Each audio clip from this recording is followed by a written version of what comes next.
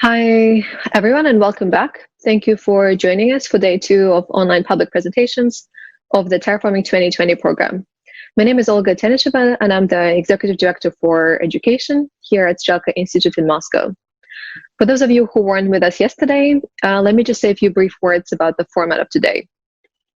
What you will see is 20-minute presentations by 4 group projects, 2 individual research projects, and keynote presentations by our faculty, Helen, Hester, and Parikka. I encourage everybody to take advantage of the chat and provide comments or give feedback, ask questions generally about the initiative, but also specifically about the work being presented. We really hope to make chat an active space for discussion over the course of this evening. Let me once again thank everybody for joining the broadcast, for your interest in the terraforming, and for your time. Also to thank our faculty, our amazing group of researchers, and the team here at Strelka. And now I'd like to introduce Benjamin Bratton, the Program Director of the Terraforming Design Theorist and author based in California. And Benjamin will give his introductions to the work presented today. Thank you. So, welcome to the second day of the presentations of the projects from the first year of the Terraforming Think Tank program. Thanks especially to those who were able to join us yesterday. All of that will be online for those who did not. Once more, I'm Benjamin Bratton, Director of the Terraforming program. I'll just offer a brief summary of what we're up to here, and we'll direct you to both to the longer introduction I offered yesterday, and also to the links below, where you'll be able to find a program guide for today, the link to terraforming.strelka.com, where you'll find the information that you need. Also, a link to an electronic download version of the Terraforming book, a kind of design brief for the program. And certainly much more, including lectures of a seminar that I gave in the first week of the program. I will say, however, for those who are tuning in just now, that the title of the program, the terraforming, refers to 2 terraformings. One that has taken place in recent centuries in the form of urbanization and other things, and also to the terraforming that must now be planned and conducted as a planetary design initiative over the next centuries, because as we suggest, while the term terraforming usually refers to the transformation of ecosystems on other planets or moons to make them capable of supporting Earth-like life, the looming ecological consequences of what is colloquially called the Anthropocene suggest that for the decades to come, we will need to terraform Earth to make it a viable host for Earth-like life. And through the lenses of our concepts of planetarity, artificiality, and the Copernican turn, among other things, we hope to set out some of the terms of the problematics for that initiative. We developed 9 original research projects, which you see over today and yesterday. 4 individual research projects by remote researchers, and our 4 keynotes. Today we have, as I'll introduce in a moment, Jussi Parikka, as well as Helen Hester for today. The schedule should be there, but just to reiterate again, we'll begin with Jussi's keynote, which I'll introduce momentarily. We will look at the project Black, Almanac, and Daleko. Next, we will then hear from one of our remote researchers, Chen. Next, Helen Hester's keynote. Then the project Veha, remote researcher Jamie Boyd. And finally, the research project Cassandra will take us out at the end of the second day. So, once more, thank you for joining us. As I mentioned at the close of my remarks yesterday, even over the span of these 2 days of presentations, it still feels like we've just really gotten to a kind of summary of the conversations that we've been part of and developed over the last 5 months. So, appreciate your entering into them at this point. So let me get things rolling for the second day by introducing our keynote speaker, Jussi Parikka, a good friend of mine. Jussi is someone whose work has been in direct, close conversation and remotely has been enormously inspirational and influential on my own. his work on the geology of media, most obviously the expansion and specification of the anthropology and archaeology of media and mediation, and indeed the entomology of mediation as an insects as well. He is, in my mind, not only one of the most prolific and influential, but also most important theorists of technology of our time. So very happy to have Jussi part of the Terraforming Initiative. By way of introduction, let me suggest that just as any technology emerges in an ecological and geological context, as a kind of folding of the planet into particular forms that do particular things, so too does polity, quote unquote, political, emerge from a particular technical arrangement and scope of available media. So then part of the sort of larger assignment then is to contribute to a kind of revision of the history of, quote, the political that is more literate in the technological conditions of its own possibility. One way in which Jussi and I have both sort of entered into that question is the relationship between planetary scale sensing and computational apparatus and the development of climate change as a epistemological framework. As said yesterday, if asked in isolation, the question of how planetary scale computation might contribute to both conceptual shifts and indeed applied interventions and mitigations against climate change, must first recognize that climate change, quote unquote, itself as an idea is an epistemological accomplishment of that planetary scale mediation and apparatus, which itself may be one of the, at least in allegorical terms, one of the key contributors to the climate change that itself is measuring. Another way in which, and this will be part of the top subject of Jussi's talk today, has to do with the status of logistics and indeed automation in the ecological sense of automation, of a kind of a formulation and encoding of decision into a repeatable sequence, and how those processes and how the deliberate coordination of those decisions and repeatable sequences comes to constitute the technical context that comes to constitute the political.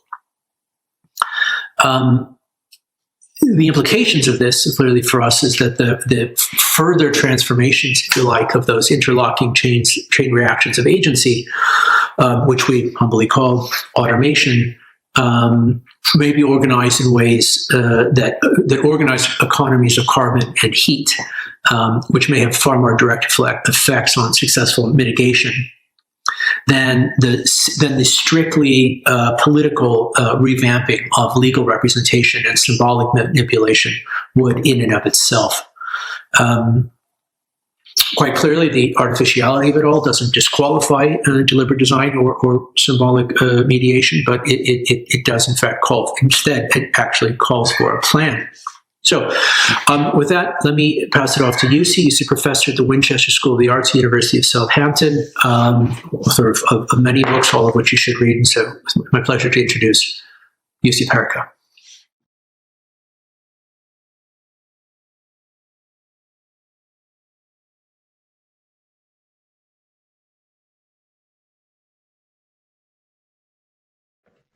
Hi, my name is Jussi Parikka. I was part of the Terraforming faculty this year, and thank you for having me again. I'm glad to be invited to follow up with some thoughts that relate to the seminar I did with the researchers and other work that overlaps nicely with the concerns of the program that has also influenced the work I'm doing at the moment on operational images. My talk is called A Natural History of Logistics. Let me explain. The work on operational images includes a collaboration with Abelardo Gil Fournier, a Madrid-based artist and writer, who also featured as part of the seminar contribution. So a hat tip to Abelardo is in place. Also for our ongoing work on a book where we address vegetal surfaces as image surfaces, which itself worked as a sort of a media archaeology of terraforming of different scales, from plant physiology to Vladimir Vernadsky's biospheric regime of photosynthesis to contemporary technological farming.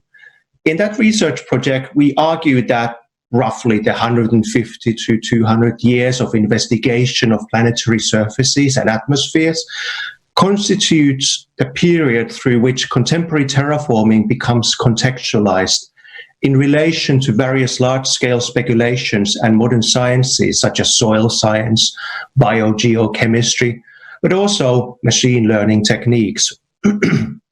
So coming into the program from the outset, I was interested in articulating how terraforming can be addressed through media theory, how to incorporate the geophysical and chemical scale of transformation into a question about mediations. I was also interested in a sort of a supplementary history of terraforming, not merely the history of the term as it emerges in science fiction, but as part of both the histories of colonial transformations that are the backbone for many current geopolitical themes, but also a story of matter. Let me briefly explain to give a sense of the main claim that this brief sketch wants to convey. Terraforming is not only about a set of projects to me, but about methods and theoretical ideas and approaches that are appropriate for the task at hand. So in February in Moscow with the Terraforming group, we initiated the new synthetic discipline. Well, sort of.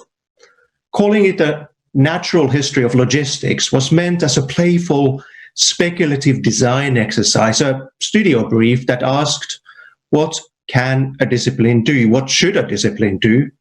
What are its key terms and research areas? What are its limitations? And it was meant as an actual insight to the ways material and political histories cross-fertilize and offer insights to terraforming as it emerges across hundreds, thousands, millions of years. A hat tip to Manuel de Landa, Lynn Margulis, and many others is in place. It's a fascinating, guilty pleasure to consider what is it like to form a discipline, at least as a little thought and design experiment. To form a discipline on a planet that is excessively heating up with up to 40 degrees Celsius recently recorded in parts of Siberia, this persistently large-scale chemical experiment that surely has an impact on how scientific knowledge, design, media theory, and much more are conducted under such heated conditions. Talk about situated knowledge, but situated across vast landscapes and the chemistry of the atmosphere above the ground. So building on the legacy of imagined disciplines, pataphysics would be an obvious example. We wanted to combine a set of resources, not to advance propositions that are anti-scientific, but to see how to synthesize perspective as a design-led analysis of the present. So if pataphysics is the science of imaginary solutions, we are after a design of potential, possible, impossible, but completely worthwhile solutions and transformations. To quote Matthew Fuller, what pataphysics does is take scientific and other ideas and ways of framing and figuring the world to their logical conclusions in order to amplify their effects. Which sounds like a route to take, even if we do not necessarily always know in advance what the conclusions are, but we can follow a track of multiple effects so that they can feed back to our models of methodology, of our models of how we do things. So the placeholder term, natural history of logistics, was chosen to riff with the longer influential tradition of natural history and also to be instrumentally connected to the project of the scientific and colonial terraforming that took place earlier. Jennifer Gabrys had earlier drafted the idea of a natural history of electronics as a way to deal with the fossils of electronic waste, whereas our proposal had a slightly different aim.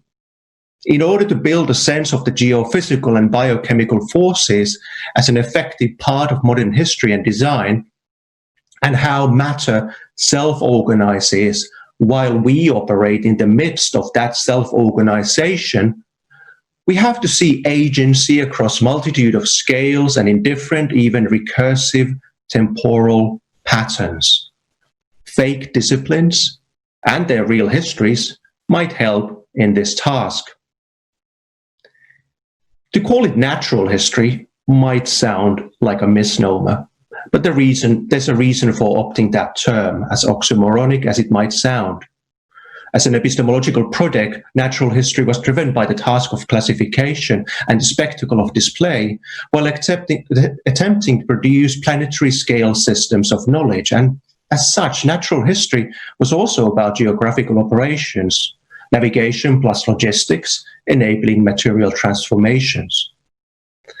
As an infrastructure of museums, display cabinets of zoological and geological samples, field expeditions and journeys, transport of items from Amazon, Galapagos, and other sites of continents and islands, imperially threaded to the primarily European institutions, the establishment of natural history already was a logistical operation that spanned across different nation states, institutions, continents, and mediations. They established a set of practices of knowledge that were formative of material geographical change. Similarly, the foundation of modern private property at the crossroads of natural history and colonial expeditions remains central to the longer-term terraforming that combines knowledge with logistics with property, as many have argued.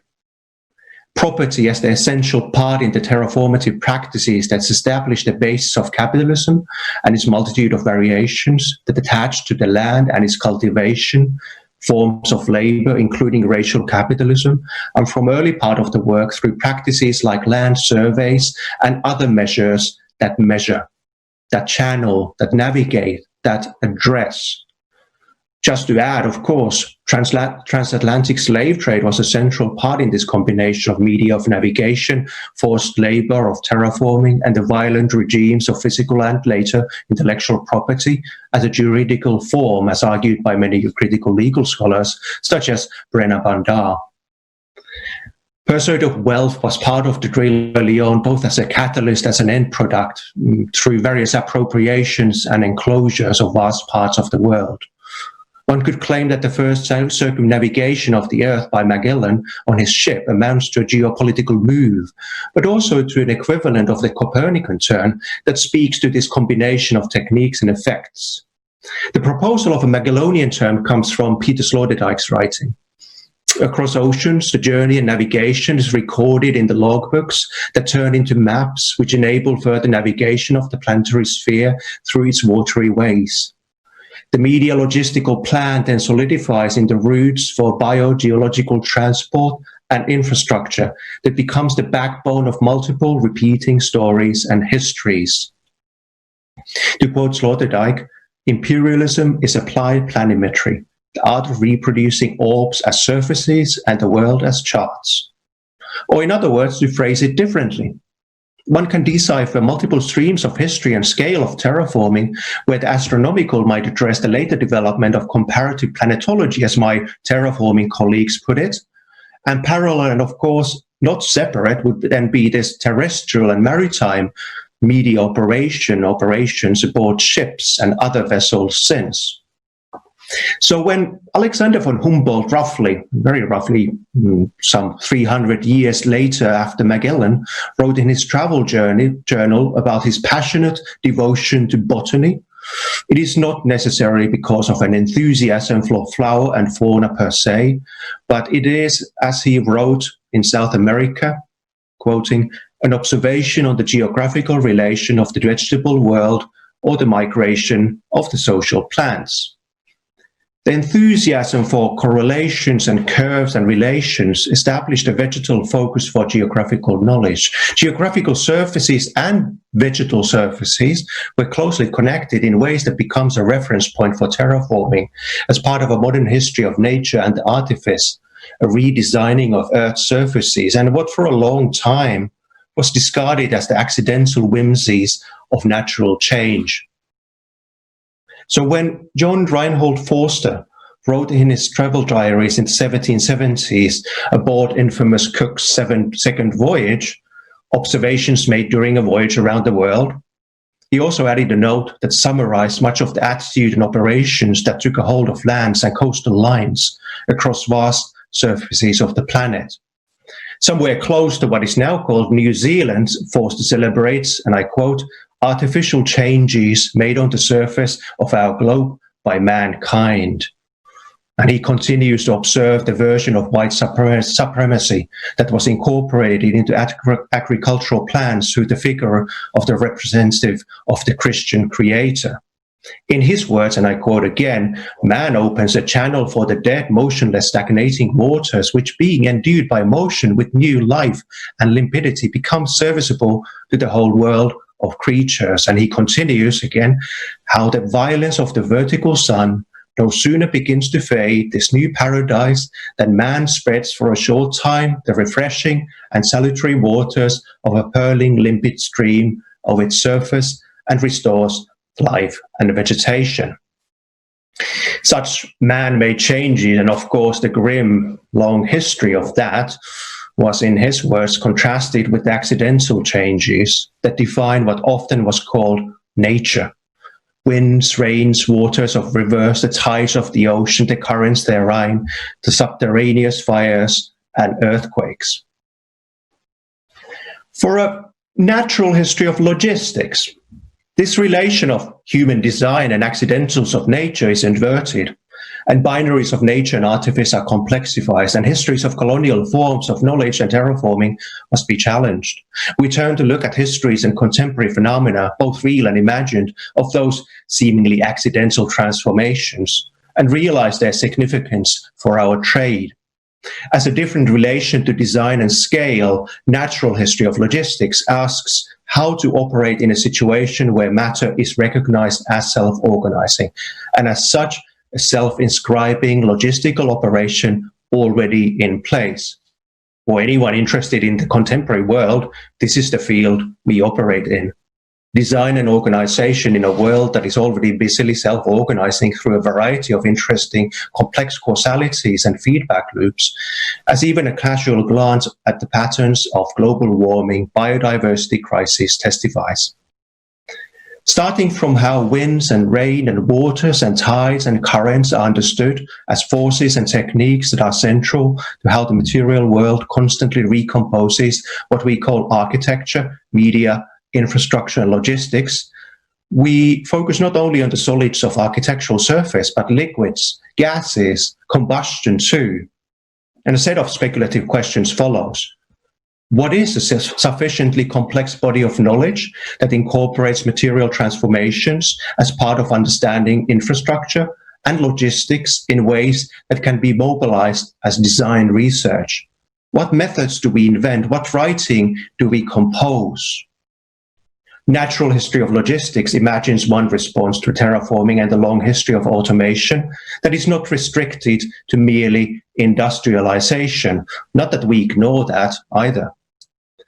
It looks for patterns of optimization, transport, fluctuation, periodization, calculation, biomass and chemical transformation, and more in and across of histories of science and the so-called nature, while avoiding the perils of naturalization, and recognizes the political histories of knowledge and knowledge as it's practiced and as it's designed.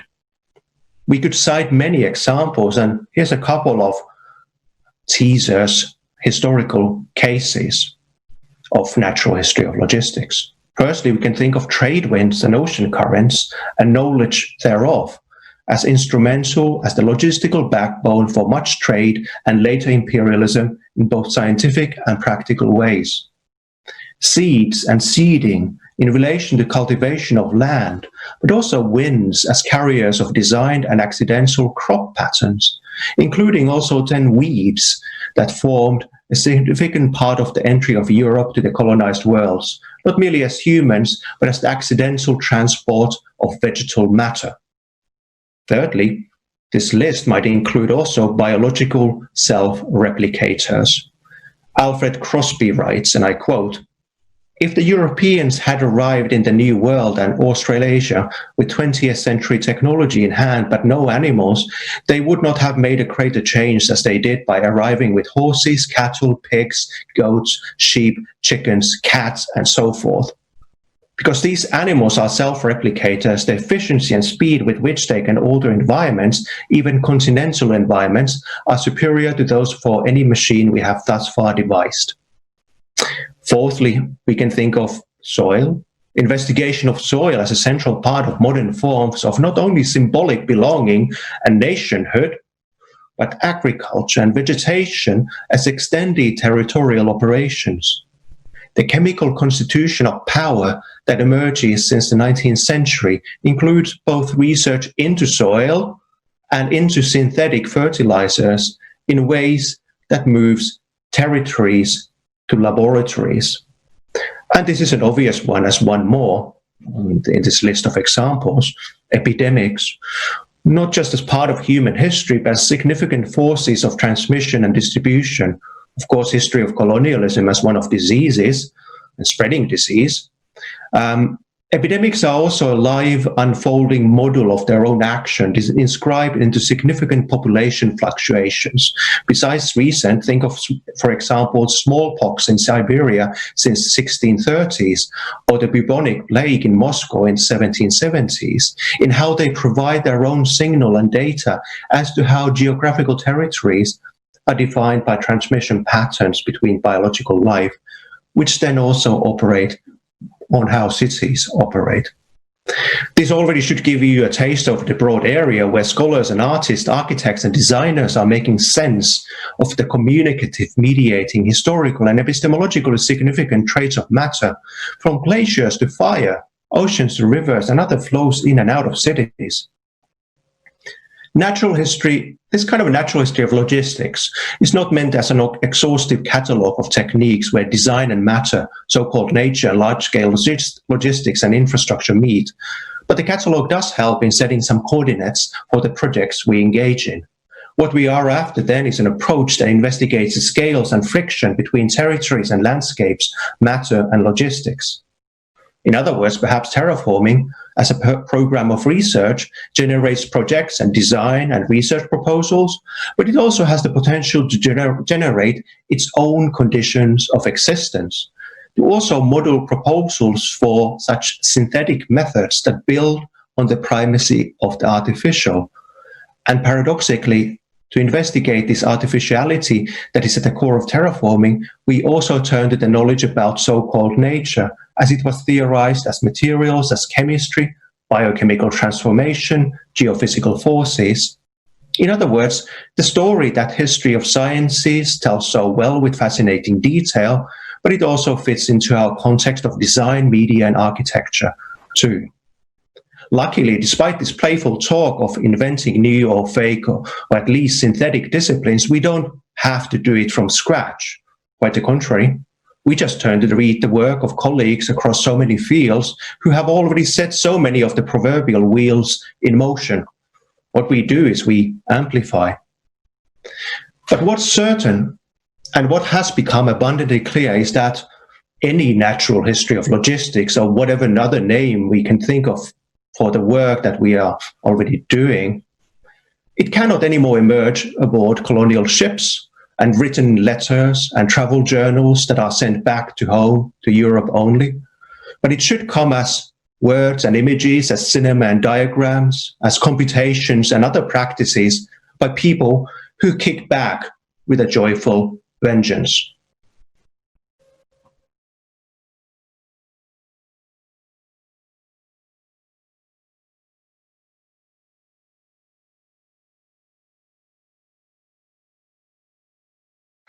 Thank you, Jussi, for that. It's been great to have you in the Terraforming program, and look forward to continuing working with you over the next couple of years. I will introduce then the first project for our second day, which is Black Almanac. One of the kind of key ideas of the Terraforming program is a rehabilitation, if you like, of the concept of artificiality. And the artificial as such. And one of the ways in which we define this, the artificial, as a kind of anomalously irregular pattern that wouldn't have operated on its own, but there are other less neutral, in fact, more positive implications of artificiality as the scope of design that we are interested in. This project takes this principle of the artificial and links it, I think, to a kind of radical materialism that is focused on actual matter and its chemical foundations, a kind of chemophilosophy, or as they borrow the term, a culinary materialism. And that materialism speaks to how different cultures ingest matter, literally, to replicate themselves biochemically, and how they stage various ingestion events and activities. That is to say, this project looks at food and the figure of food as a special form of matter, the kind that becomes us when we internalize it. But for this, food is really also a cipher through which the larger planetary metabolism is made, internalized, and remade. It's an artifact that represents and mediates ideologies that construct it. But in this, it's also then available to remaking, and its artificiality in this comes to the fore. As agriculture, I'm thinking a bit larger scale at agriculture, food was a kind of original form of terraforming, bringing with it urban settlement, central governance, division of labor, social and intellectual specialization, and thereby social complexity. For some, this is a kind of original sin. For us, I think it's more of a primal scene worth revisiting, and in the sense that the question of what civilizations might replace those that we have now begins with how the planet is remade to sustain its direct biological occupation. That is, how it eats itself. So what counts as artificial means different things in different cultures, obviously. Levi-Strauss's the raw versus the cooked drew the distinction between these as a kind of anthropological first principle of what kind of matter is which. And accordingly, I would also suggest that today one of the most suffocating forms of Western hegemony within global culture is the standardization of the West's particularist notions of what is and is not artificial, and the natural fallacies that attend with it, come along for the ride. Another artificiality is possible, in other words. And indeed, the cuisine today is beholden to these fallacies. A traditionalism without actual tradition, a historicism without history. Your lunch resembles the items on the plate and what they are supposed to look like. And in this regard, food is skeuomorphic. It is, in a way, is repressing its intrinsic artificiality. So this project, Black Almanac, seeks to, in a way, liberate cuisine, if you like, to continue forward a different evolutionary path that would allow for a different agricultural terraforming, from field to table to tongue to factory and back again, that would be, in all senses, more viable. And for that, the idea of taste, implications both of discretion between things, and also the neurology of ingestion itself, is linked to a kind of programmatic defamiliarization of edibility, a decolonization of edibility, what counts as edible in this regard. But I think, as you'll see, that represents less of a return to previous modes of the edible, the rediscovery of different kinds of edibility, which is inclusive, but also a kind of departure. In the bigger picture,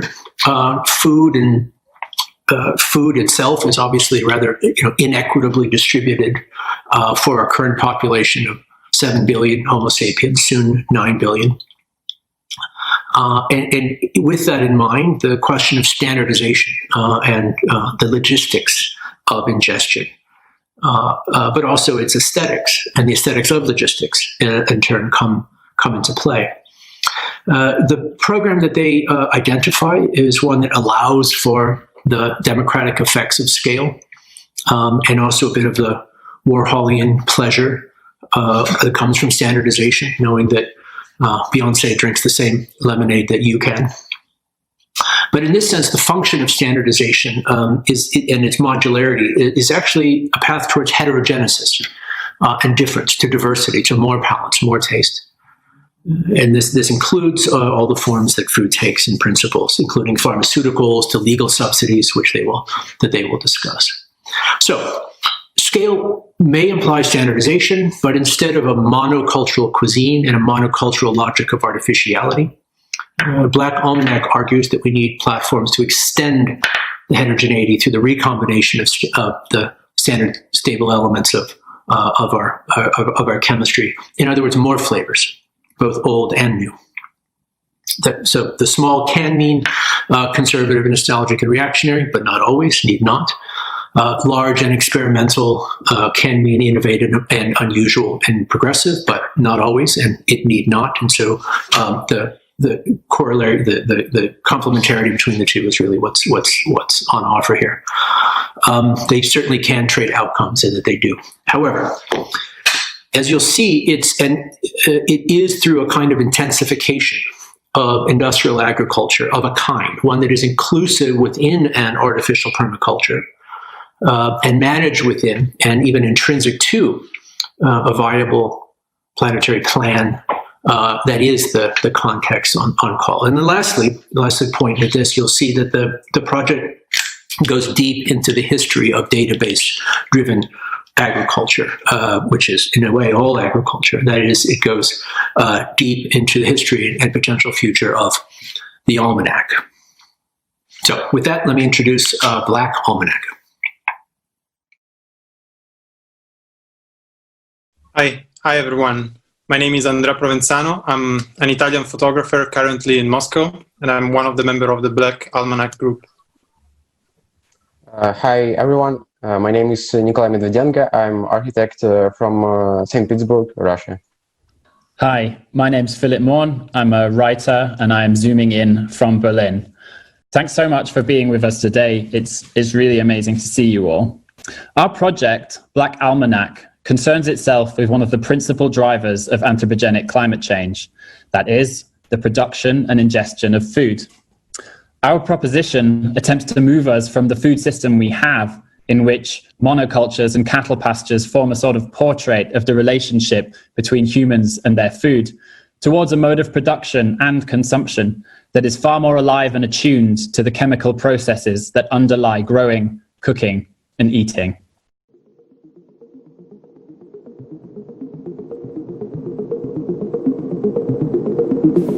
The Terraforming Program at the Strelka Institute can be defined as the search for a viable artificial plan for an alternative planetarity. One of the least viable aspects of our current planetary operations is the way that we metabolize the energy to power cities, industries, and ourselves in the form of food. In 2050, there will be 9.7 billion people on Earth.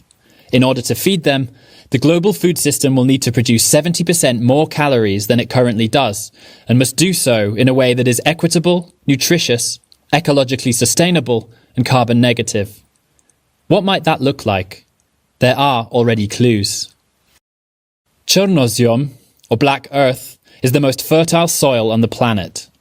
It can be found on the Eurasian steppe, the North American prairies, and in the Amazon basin, where it is known as terra preta. Terra preta is an absorbent, regenerative soil, rich in minerals and microbial life. It was formed when indigenous farmers threw bones, waste, and shattered pottery on the ground outside their kitchens, and then enhanced the soil with charcoal. Black soil, then, is artificial, an anthropogenic process of terraformation that was designed and managed to benefit both humans and the land.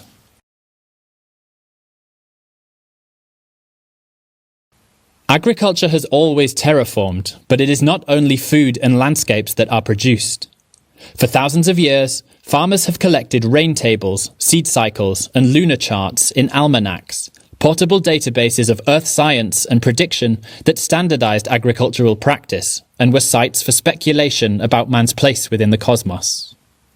When crop rotation, irrigation, and domesticated cattle were adopted in Mesopotamia, Mesoamerica, and the Indus Valley, they brought writing, taxation, and urban settlement with them, establishing dietary staples and farming models that remain in place today.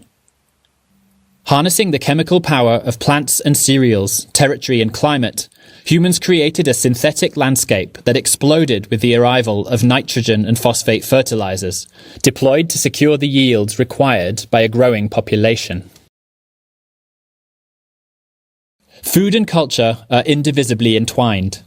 In Sumer, grain was offered to the gods before being tallied, apportioned, and stored in granaries outside the temple.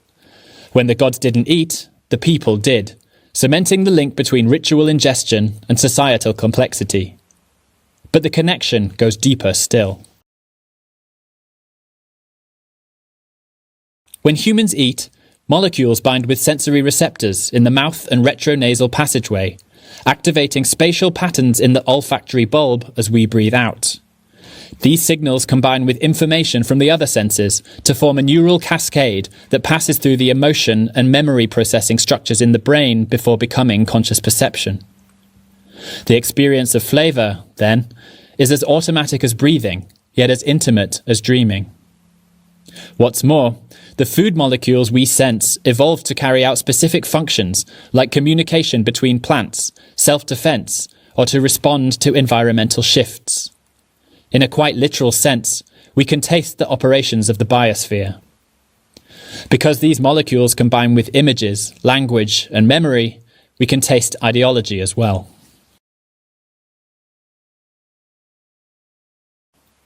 Most of the food we encounter in our day-to-day lives is not intended for consumption. Instead, we see simulated images of food in the form of advertising, product packaging, on menus, supermarket shelves, and social media, building on a semiotics of agrarian simplicity and limitless nature that we first encounter as children. Consider the major food trends of the 2010s. Fast food classics elevated for a fast casual audience, sentimental localism and fake rusticity reproduced for the global market. In food, as in music, we are stuck in a stylistic feedback loop defined by skeuomorphism and conservatism, undernourished by slick remixes of last century's genres. Think about the food served on airplanes. This is not food designed to embrace the particular conditions of gastronomy at high altitude, but an attempt to recreate cafe culture in the sky. Pigments are added to the carrots so they appear fresh. The lasagna is coloured to look as though oven-baked. Food becomes little more than a tool to manufacture normalcy at 30,000 feet, and it is to this performance which all research and development capital flows. Yet there are interruptions to this process. The so-called horse meat scandal of 2013, in which beef lasagnas turned out to contain horse skin, wood chippings, and other scrapings from a series of factories across Europe, revealed an ontological breach between consumers and the food they eat. But it also demystified the means of industrial production at continental scale. Similarly, in 2020, when states began urging citizens to eat the surpluses of Wagyu beef, Belgian fries, and French cheese that had begun to mount during the early stages of the COVID-19 outbreak, a bit like wartime rationing in reverse, they revealed a series of automated supply chains that could be steered to greater ends. Displays of abundance have been instrumentalized throughout history to indicate the general health of the system that produced it. Yet the plenitude of a corporate organic market is a lie, which has the inverse effect of making shopping seem like a radical act. And still, the sentimental association of A is for apple and B is for banana, first encountered in children's books, remains the veil behind which geochemical meltdown is disguised. The processes by which we convert the biotic surface of the Earth and make it edible are responsible for almost a third of total greenhouse gas emissions, 75% of all deforestation, and the vast majority of biodiversity loss. Agriculture uses 70% of total freshwater withdrawals and has already degraded half the planet's soil. At the same time, at least 1.3 billion tons of food are wasted every year, and 1 in 3 people are malnourished. 3/4 of the birds alive today are farmed poultry.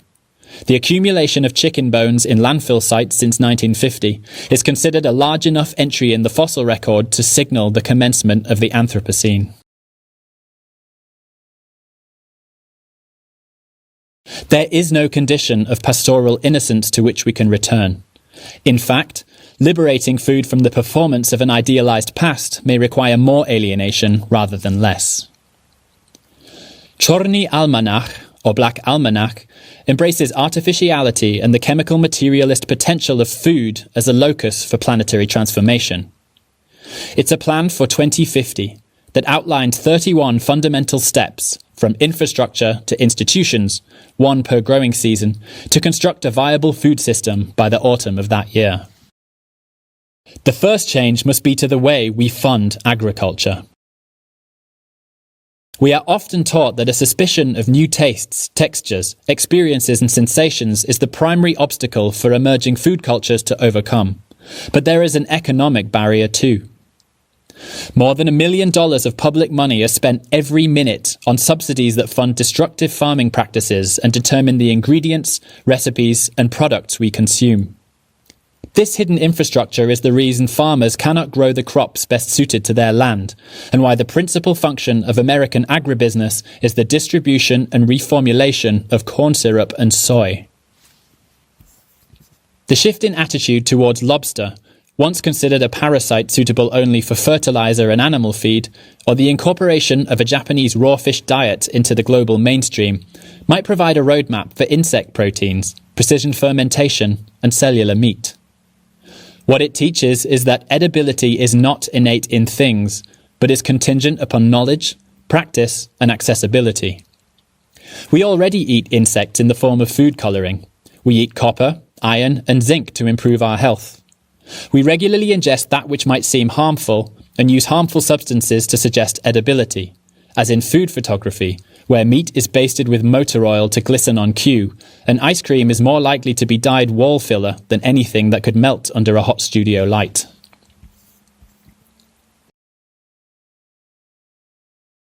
Children's books and marketing are not the only means by which food cultures are engineered. After the Russian Revolution, apartments were built without kitchens in order to free families from the burden of bourgeois household economy. Instead, neighbours were to eat in canteens known as factory kitchens, a public feeding infrastructure in which mass production and communal dining were combined to balance nutrition with the erratic surpluses and deficits of the planned economy. What might a new factory kitchen include if it were built around a concept of planetary cuisine?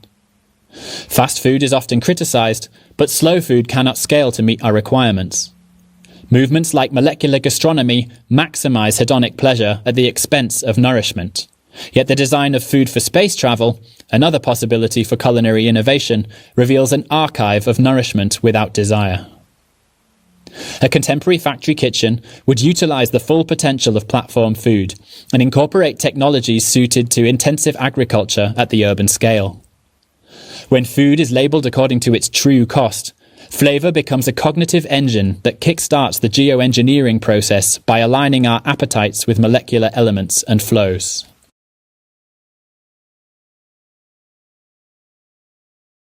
We were not the first species to terraform Earth.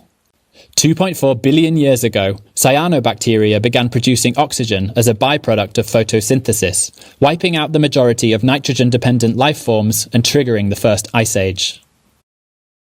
Blue-green algae has already transformed the planet, and might soon do so again. Algae is a mineral-rich food source that can be grown in all weathers and harvested year-round. In Moscow, spirulina has been successfully trialled as a means to filter river water, and in Copenhagen it forms the main input for a range of specialty caviar. And there are other non-human alchemists already working at planetary scale. Deep subsurface bacteria accounts for 13% of the planet's biomass. Scientists at biotech venture Join Bio are using synthetic biology to modify soil microbes so they can synthesize nitrogen directly from the atmosphere, boosting yields while reducing the need for industrial fertilizers. In Shandong province, China, cockroaches are being used to process food and kitchen waste, a trial run for a new system that safely consumes old food by producing new food for humans. Given their potential as a source of protein and a rich history of insect gastronomy from South America, Africa, and Asia, the place of crickets, beetles, mealworms, and locusts in the food system to come is already assured.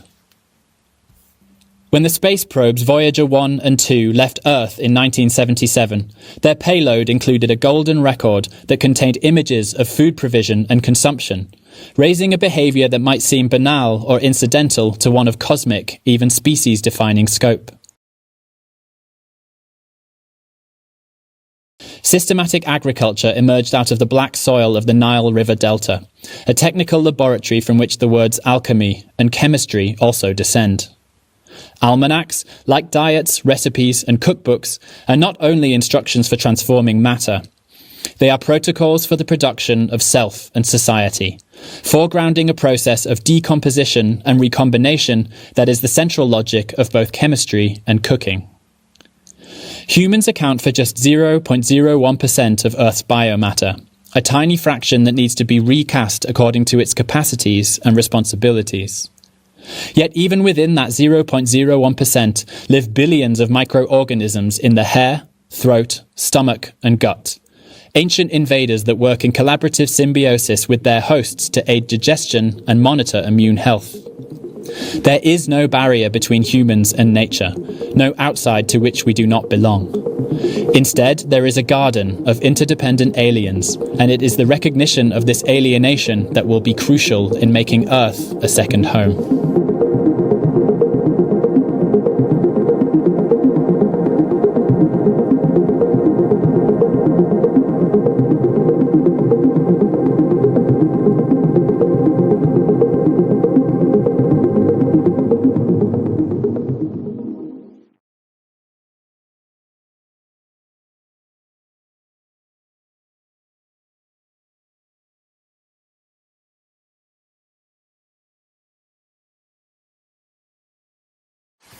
Our next project is called Daleko, and it deals with the problem of waste, the concept of waste, through the larger framework of a planetary metabolism, and an artificial planetary metabolism, which is itself another one of the kind of keywords of our program. This prospect, if you like, of an artificial metabolism at a planetary scale, how material is produced and transformed and eventually reabsorbed into a mineral or organic layer, is one that is really the crux of the research and investigation here. The project, however, deals with the idea of waste, and in fact, the status of waste, the agency of waste, in a counterintuitive way, I think, and productively so. That is, instead of presuming that the elimination, prohibition of waste itself is necessarily an ideal goal state, it assumes, rather, that in a way waste is inevitable. Its presence is inevitable. Its cyclical participation is inevitable. And so it must be encountered and accommodated in other ways. And it's perhaps this refusal to recognize this inevitability that, in fact, is actually one of the reasons why the metabolic rift in the planetary metabolism that we occupy now has appeared as decisively as it has. So as the very long digestive cycles of that planetary metabolism churn, as they developed increasingly out of sync, the questions of what constitutes and how a natural or artificial remediation and digestion might be staged is the work on offer. Instead of offering, however, the kind of short-term and perhaps sometimes naive pat solutions that are offered under the rubric of the notion of a circular economy today, something more fundamental is necessary. And as I have said, it's a revisitation of the idea of waste itself, and particularly the ways in which it is dependent upon fictions of an outside to which waste might go, an outside to which waste might be located, out of sight, out of sight in both senses, that it's invisible and off sight, and that the logic of waste that they wish to challenge is one that depends on this outsideness and its particular fiction. And one of the things that I think we'll see in this work is that, in a strange way, kind of the conclusion that they come to, or at least the conclusion that they entertain, is one in which a cycle in which there is zero waste and a cycle for which there is, in essence, 100% waste can turn out to be much the same thing. And so the old sort of structuralist distinction of purity and danger, substance and waste, is put into a renewed, interrogated and challenged anew. Now, on this premise of the outsideness from which their name derives, this is equally important, I think, for understanding the scope and interest of the research. There is never, obviously, a kind of absolute outside, physically or metaphysically, to which waste might go within a larger planetary metabolism. And so those areas that we designate as landfills and so forth, either official or unofficial, appear perhaps because of particular conjugations of a nature-culture divide that allows an inside and an outside to be territorialized in this particular way. It allows us to entertain the fiction that this outside actually is external.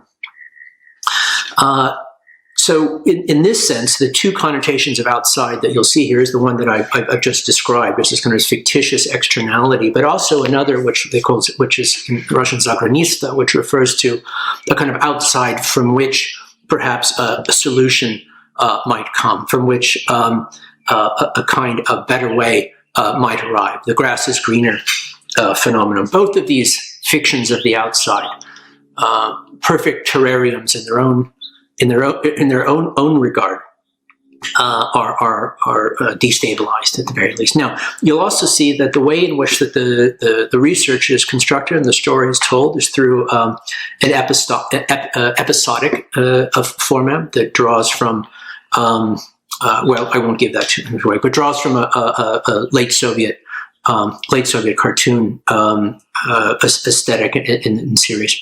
So, last point on this is that the question of waste and the way in which it may function in this way is one that wishes to stage an encounter, if you like, with the complexity of these cycles in such a way that these kinds of puritanical divisions are perhaps, if not put to rest, are at least undermined and restaged in ways that are hopefully can direct us towards other paths and indeed other sites. So with that, let me introduce our next group, Daleko. Hi, my name is Tigran. I'm an architect and an exhibition designer from Armenia. Hi, I'm Anastasia. I'm a journalist and cultural manager from Moscow. Hi, I'm Tim. I'm a software developer and engineer based in Moscow. Hello, my name's Eleanor. I'm a designer from Tasmania. I'm currently based in Melbourne, and we would love to introduce you to our project Daleko. It's not a project about waste itself, but rather about a reimagination of the concept of waste.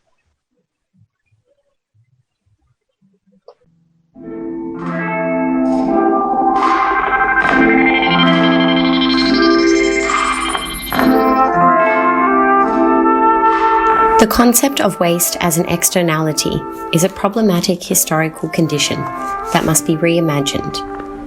This is a research and design speculation on the role of waste in the terraforming project of a planetary plan for a viable future.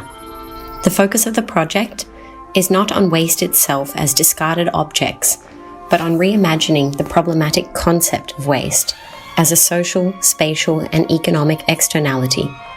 The scale of design and calibration of waste must expand from individual objects and bodies as sites of transformation and move beyond the bags, bins, chutes, and trucks to the forgotten spaces intentionally designed to hide waste out of plain sight. Mines, landfills, ghost towns, the ocean floor, and graveyard orbit. We want to confront waste streams on deeper time scales and expanded frames of value. Daleko is a spatial and temporal reference to distant imaginaries, both far away and in the future. This is a world-building project where waste has been reimagined through this dual meaning. The dark space contains a research essay dissolving the concept of waste as something to be sent far away, while the lighter space is composed of animated science fiction stories set in a future where waste has already been reimagined. These two facets of Daleko are intertwined and overlapping as the future reaches back to revive or reject historical conditions. Today, we will introduce a teaser of the two sides to Daleko and welcome you to visit our website, where the essay and stories will be published one by one in the coming weeks. 9 animated fictions explore sites of waste relative to the Russian territory, but at a planetary scale. Some are inside and outside the Russian territory, some urban and regional, some oceanic, terrestrial, and atmospheric. The project takes cues from late Soviet science fiction film and cartoon animation, a narrative tool that captivated imagination of both outsides and futures. We're particularly inspired by the 1981 Mystery of the Third Planet, a story of Eliza's explorations set 100 years in the future in an Edenic cosmos where anything seemed possible, even teenage spaceflight and time travel. Waste management is a global industry and labor force intentionally rendered invisible. The UN estimate criminal organizations like the Calabrian mafia Camorra earn billions from managing waste. Eco-mafia in Italy are activities of organized crime that damage the environment, syndicates that illegally dispose of industrial, commercial, and radioactive waste. In Russia, as in Italy, informal labor dominates the business of waste. Over 1,500 Russian landfills currently operate without a license, a collective territory the size of the Netherlands. Over 80% of domestic waste in Russia is sent to landfills and the remainder mostly incinerated. In recent years, thousands across the Moscow region have protested the secretive nature of waste management, peaking at critical points when children were hospitalized due to noxious gas poisoning from a landfill, or when covert plans for construction of a new dump site were uncovered in Chiez. Moscow garbage ring. The trees have grown to such an impressive height that one has a feeling of falling into a never-ending forest, a restless carnival of exploration. The green valleys encircling Moscow are unrecognizable as historic sites of anti-trash eco-protest screaming, "Russia is not a dump site." A country within a country, the overall territory of Russian landfills had grown to an area as large as the Netherlands. In a revival of the Soviet Vnyite, the new Minister of Technical Aesthetics was tasked with the careful coordination between the new material cycles and the transformation of former dump sites into an ever-growing 2,500 hectares ecological park. The transformation of the Moscow garbage ring was the pride of the regional government and the pleasure of its people. Waste as an externality imposes higher costs on communities and environments than on producers, providing little incentive to reduce or manage it at source. How does the act of externalizing waste affect the spaces, economies, and communities it is sent to? Who is liable for the economic damages of waste on communities and landscapes? This next story explores this concept of sacrifice zones, geographical areas where environmental or social damage is deemed to be worth what the perceived benefits of exploration or extraction are, damage that often affects actors without agency in their territory's manipulation. This is the case in the communities and ecologies of the Kazakh steppe landscape, where booster rockets that have peeled away from spacecraft departing Baikonur rain from the sky. Flight path заповедник. For decades, the Baikonur and the entire 1,700 kilometers trajectory beneath its flight path to Kerlik were sprinkled with toxic rocket boosters. Nowadays, the territory has been carefully recultivated as a contemporary заповедник. A Soviet invention, заповедниks were closed sites intended to be forever wild, though some are just hazardous nuclear waste dumps in reality. Enclosing toxic space waste was an impossible strategy for the flight path, as the secret was already out. Markovki, as they call the raining rocket parts, had already altered the local communities and landscape for better or worse.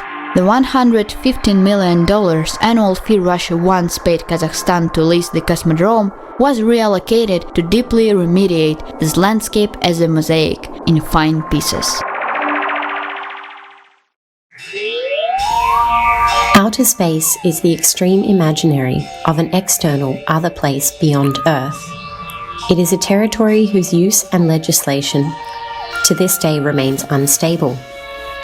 Waste in space was not conceptualized until the 1990s.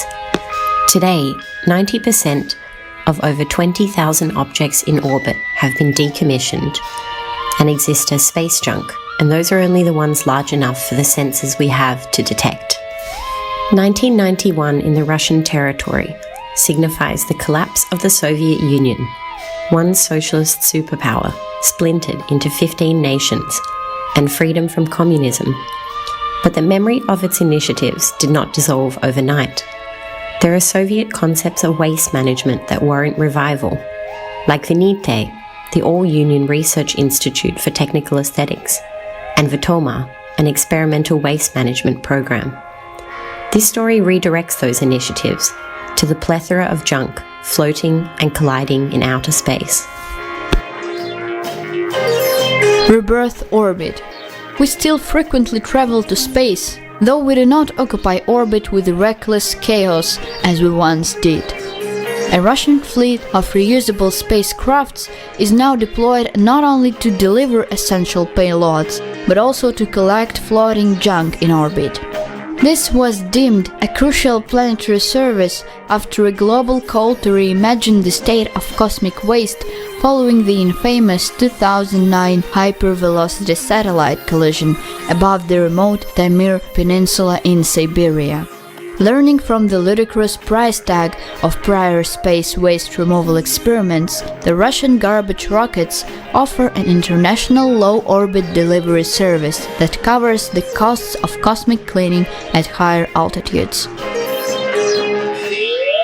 We want systems and spaces for waste that are designed as valuable, not only to particular industries and corporations, but to the entire planetary metabolism, as an imperfect work in progress. This calls for waste systems mediated on deeper life cycles, akin to geological time, to the order of centuries, not decades or years as is currently practiced. Planned obsolescence is to intentionally design something with a limited useful lifespan, not to ensure its appropriate disposal, but to increase consumption and therefore profit. This concept is not only integrated to the phones in our pockets, but to planetary infrastructure.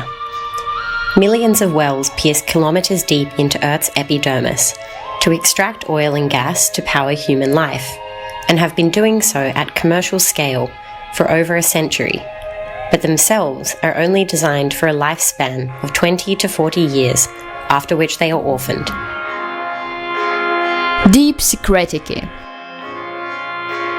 The largest artificial carbon sink on the planet is a network of infrastructures so colossal and concrete it is larger than all the world's skyscrapers, but upside down. As climate scientists demanded, the atmospheric carbon dioxide concentration gradually fell to 350 parts per million, thanks to the establishment of the Planetary Emissions Sensing Unit. It all began with the decline of oil demand in 2020 that forced mass shut-ins of wells and called for an overdue reformation of the oil industry. In the Komi region, hungover Soviet oil infrastructure from the 60s had been slowly intoxicating communities and ecologies for decades. Now the infrastructure only needed to adopt emissions rather than reject them, and thus become the place where carbon capture and storage was implemented at scale. Intentional or not, waste is an accessory of design. As Virilio said, the invention of the ship was also the invention of the shipwreck. So if oil production could be a ship, emissions would be its shipwreck.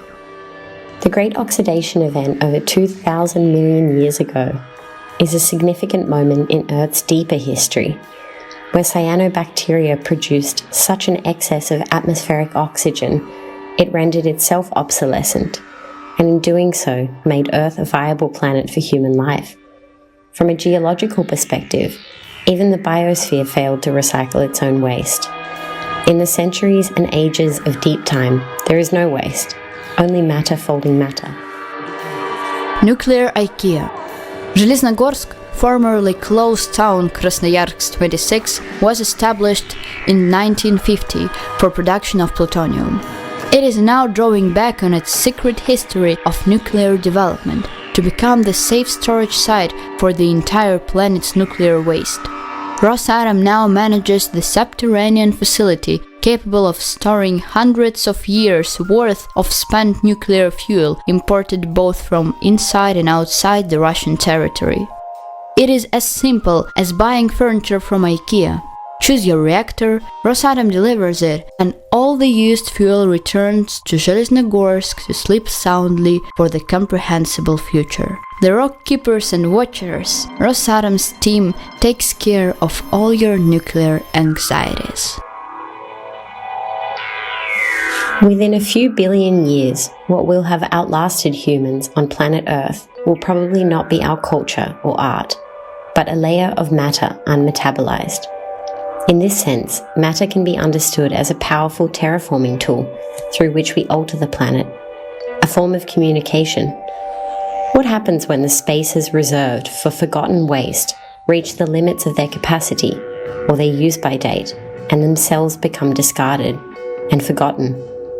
The plan is not to scale down the complexity of global waste, to fit it to the systems we have, but rather to embrace the inability to control all elements and adapt existing conditions to better communicate and become collectively capable of confronting waste as a complex condition.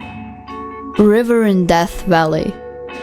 Halmer-Yu translates from Nenet's language as River in Death Valley, since the site was a burial ground for Nenet's people. Here in 2014, countless reindeer starved to death, unable to reach light and trapped beneath ice formed by the melting snow of warmer winters. The town itself also died, becoming a ghost of a short-lived Soviet coal mining settlement, and later the training area for Russian military. First a training ground for bombing, then for climate change mitigation. A grand exercise in planetary geoengineering begins here. The site is being used to spray aerosol particles reflecting sun rays to cirrus clouds. Waste is currently understood as an undifferentiated mass of discarded stuff, and its infrastructure is intentionally rendered invisible, making its tracing impossible. The surveillance of citizens must become obsolete to make way for sensing of matter. The problem of tracing is manifested in the minute particles of waste in the air. 1 in 2 people breathe polluted air in Russia. During the Black Summer bushfires in Australia, smoke was well documented drifting 10,000 kilometers from the point of flame as far as Chile and Argentina. Medical reports reveal that smoke took more lives than the fires themselves, choking lungs in the months after burning landscapes had been extinguished, and probably long into the future. This is sensing waste at a planetary scale. Carbon dioxide atmospheric concentration is now the highest in 800,000 years and rising. Unlike smoke, once CO2 is emitted, it becomes agnostic to its point of origin, and as time passes, the ability to sense its source becomes more difficult. Interventions to manage emissions drifting off unchecked into the atmosphere requires repurposing of an almost incomprehensible network of instruments, or perhaps repurposing the instruments we carry in our pockets every day. Black sky coordinates. At the turn of the 21st century, millions of people on Earth were dying from exposure to air pollution, and an estimated 1 in 2 Russian citizens were living in regions where air quality exceeded health guidelines limits. Black sky mode in Krasnoyarsk was declared 50-80 times a year due to toxic aluminum production, coal plants, high-rise buildings and lowland topography. This was the first city to deploy citizen-led technological sensing of air quality that collected hard data, and also the first city to mount a protest, forcing aluminum and metallurgic factories to eliminate pollution under nationally enforced law. The current planetary machine, or technosphere as Peter Haff coined it, is not only Earth itself, but all the artificial instruments piercing it, extending, and floating from it. This is a network of human, non-human, cyborgian, robotic, infrastructural and institutional agencies that collectively has not evolved the ability to recycle its matter streams, especially emissions. This next story is about a new layer of the technosphere that brings it closer to becoming a viable, long-term system, integrating communication between the biosphere, hydrosphere, and the technosphere, where humans can play an integral role. Oceanic swarm. The ocean drives the planet's climate and chemistry, supports ecosystems of incomparable diversity, and harbors abundant natural resources. And yet, the ocean was a largely unknown space at the beginning of the 21st century. Aniva Station, a former landmark for travelers lost en route, is now a sensing tool for the water world without people. It used to be a nuclear battery-powered lighthouse and assisted ships in Sakhalin's rocky coasts and dark waters. Satellite navigation eased oceanic travels and rendered Soviet coastal nuclear infrastructure of 100 lighthouses obsolete. Now it is a powerful communication node receiving sound signals from the light autonomous underwater vehicle swarm, a submarine drone fleet, and relaying them to the satellite network. Aniva lies at the southerlymost Russian land before Japan, but its future role in the oceanic swarm reaches beyond the imposition of borders as we know them. As fish and birds traverse these geopolitical thresholds with ease, so too does the sensing network of Daleko. Further down this coastline, on the Japanese island of Shikoku, is Kamikatsu, a town of 1,500 residents that pledged to be the world's first zero-waste community by 2020, separating discarded matter into 45 categories. But 20% of the town's waste has proved non-recyclable and must be sent to another district for incineration, which can no longer happen in Kamikatsu, thanks to the zero-waste policy. Inclusion of incineration to a circular economy or zero-waste reform is a topical global debate, which the waste-to-energy industry supports, while policymakers and communities disagree. If whoever accepted Kamikatsu's non-recyclables suddenly refused to import waste as China did in 2018, the 20% waste reform will have commenced. This Chinese restriction forced a critical decision on exporters to find another outside to offset trash at a lower cost, or to re-engineer the systems that generate it at source. Unfortunately, in this case, the pattern repeated itself in Indonesia, Thailand, Vietnam, and Malaysia. So zero waste or 100% matter. The fetish of closing the waste metabolism at planetary scale is a delusion only granted by externalizing problematic conditions elsewhere. But where? Wasted matter is absolutely everywhere if you are searching for it. 3/4 of over 8 billion metric tons of plastic ever produced is now waste, and less than 10% has been recycled. It is estimated there are 4 billion plastic microfibers per metre square in the ocean. This next story puts the practice of dumping waste in the ocean under fine scrutiny. Copernican Dive.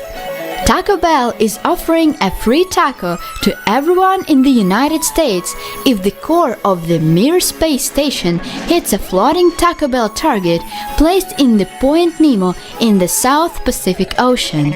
Point Nemo, also known as the Pole of Inaccessibility, is the farthest point from human civilization in the Arctic Ocean.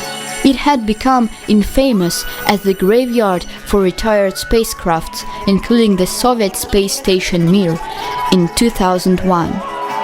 When in the mid-21st century the time comes to bury the International Space Station in the ocean, the media mount a global campaign to expose the widespread use of the ocean as a dumping ground.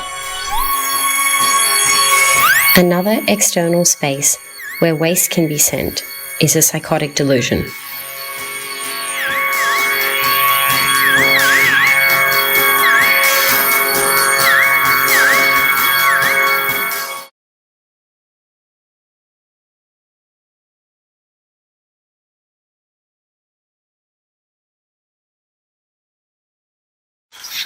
The next presentation comes from another one of our remote researchers, Chen, who is based in Shanghai. And G's research is connected in many ways to a kind of program within a program which we developed in response to the coronavirus pandemic, which we called Revenge of the Real, which was an event, also an online event many of you may have seen, in which our researchers developed research on the pandemic kind of midstream. And we also had lectures, interventions from Jean-Luc Nancy, Holly Jean Buck, Jeff Maynon, Nicola Twilly, myself, among others. G's work takes this thread and pulls it a bit further. It's looking specifically at China's response to the pandemic, techniques that perhaps the rest of the world should have learned from more actively, perhaps not. But one of the things that we do see even now, the beginning of July of 2020, is as the pandemic continues, one of the things we recognize is that we're in the midst of one of perhaps the largest experiments in comparative governance that we're likely to see in our lifetimes, with the virus as a kind of control panel. How different systems are responding to the pandemic, this essentially a kind of a control variable that is indifferent to the semiotics we might project upon it, is making some things quite clear. Certain kinds of governing systems are failing rather catastrophically. Others have succeeded. Some aspects of central command and control have worked, while others have not. Some strength of a more emergent liberal techniques of a kind of emergent liberalism have worked in certain respects in response to the virus, while others have left their societies in a kind of numb and incoherent daze. Each system faces the same test, and the results are plain to see. The question now is how to interpret them. One of the ways in which G's work, looking again specifically at China's response, one of the ways it might be seen in the West is through a lens of what we sort of colloquially call surveillance, quote unquote. And also some of the ways in which the responses may demand a little bit of an opening up of that term, not to necessarily come to the conclusion that there are forms of surveillance that are all right, but rather that some of the forms of observation, modeling, and governance through distributed data systems are not only beneficial, but don't necessarily would suggest terminology quite different than surveillance and the kind of connotations that it would bring with it. And if so, it would suggest ways in which many people are sort of seeing these technologies perhaps anew, realizing and being quite clear how their potential has been suppressed by the tyranny of engagement, let alone advertising in the past. So, obviously, and you'll see some of these examples here of things like infection tracking and so forth, clearly in confrontation with certain principles of libertarian anonymity, but a more generous and what we call an epidemiological view of society, in which the immunological commons is, in a way, non-negotiable, would in fact put that framing in a different context and might lead us towards different conclusions about the valuations of the choices available to us. None of which is to say that this debate is easy or that it's anyway made easier by this circumstance. Quite the opposite, which is why we're interested in it. But it is opened up, and I think some certain fault lines are clarified by this. Certain ways in which we might reflexively respond to certain kinds of techniques as pernicious forms of social control. For example, suggest that we may wish to compose a more nuanced vocabulary for how it is that we evaluate them, one way or the other. The last point with G's research, which it's important to indicate up front, is an analysis of the concept of resilience and a complexification of this term of resilience to mean not only something that is inflexible, but quite the opposite, but something that can in fact respond to unforeseen circumstances in ways that it can nevertheless still provide structure and form to that circumstance, regardless of the unforeseeability. Another way in which this resilience is seen to work and to become coterminous to a certain degree with robustness is in terms of complexity. One of the conclusions that her work suggests is that complexity, we may be accustomed to thinking about resilience and robustness in terms of simplification, that the simpler a system is, the more robust it is, and the less prone it might be to some kind of eruptive breakdown. And indeed, the logic of contagion would suggest this. G's conclusion is, in fact, comes from a different side, suggests that, in fact, instead of seeing complexity as fragile, we see it as the basis of adaptability and resilience. And so with that, I'll let G make the contribution to research of the case studies that she's analyzed for us. Thanks. Hi, everyone. I'm Jason, and currently I'm based in Shanghai. And my research interest is about the philosophy of technology in relation to psychology, cognitive science. And currently in the terraforming content, I will examine how the automation systems can enable resilience in aspect of urban and socio-political. And I will use 3 or 4 Chinese cases studies to do these examinations. And I hope you can like it. Automation and resilience. COVID-19 crisis in China. My presentation within the terraforming context will examine how automation, mainly in Benjamin Bratton's sense, can enable resilience in urban systems, governance mechanisms, and perhaps in ecosystems. Doing so, I will highlight 3 case studies in China dealing with the COVID-19 crisis. When crisis strikes, the short-term solution is to reduce the damage. For the long term, resilience is needed to enhance the strength to absorb and even prevent future crises. To do so, advanced technologies are required, as they come with infrastructure and socio-political transformation, and can be guided to work for ecosystems.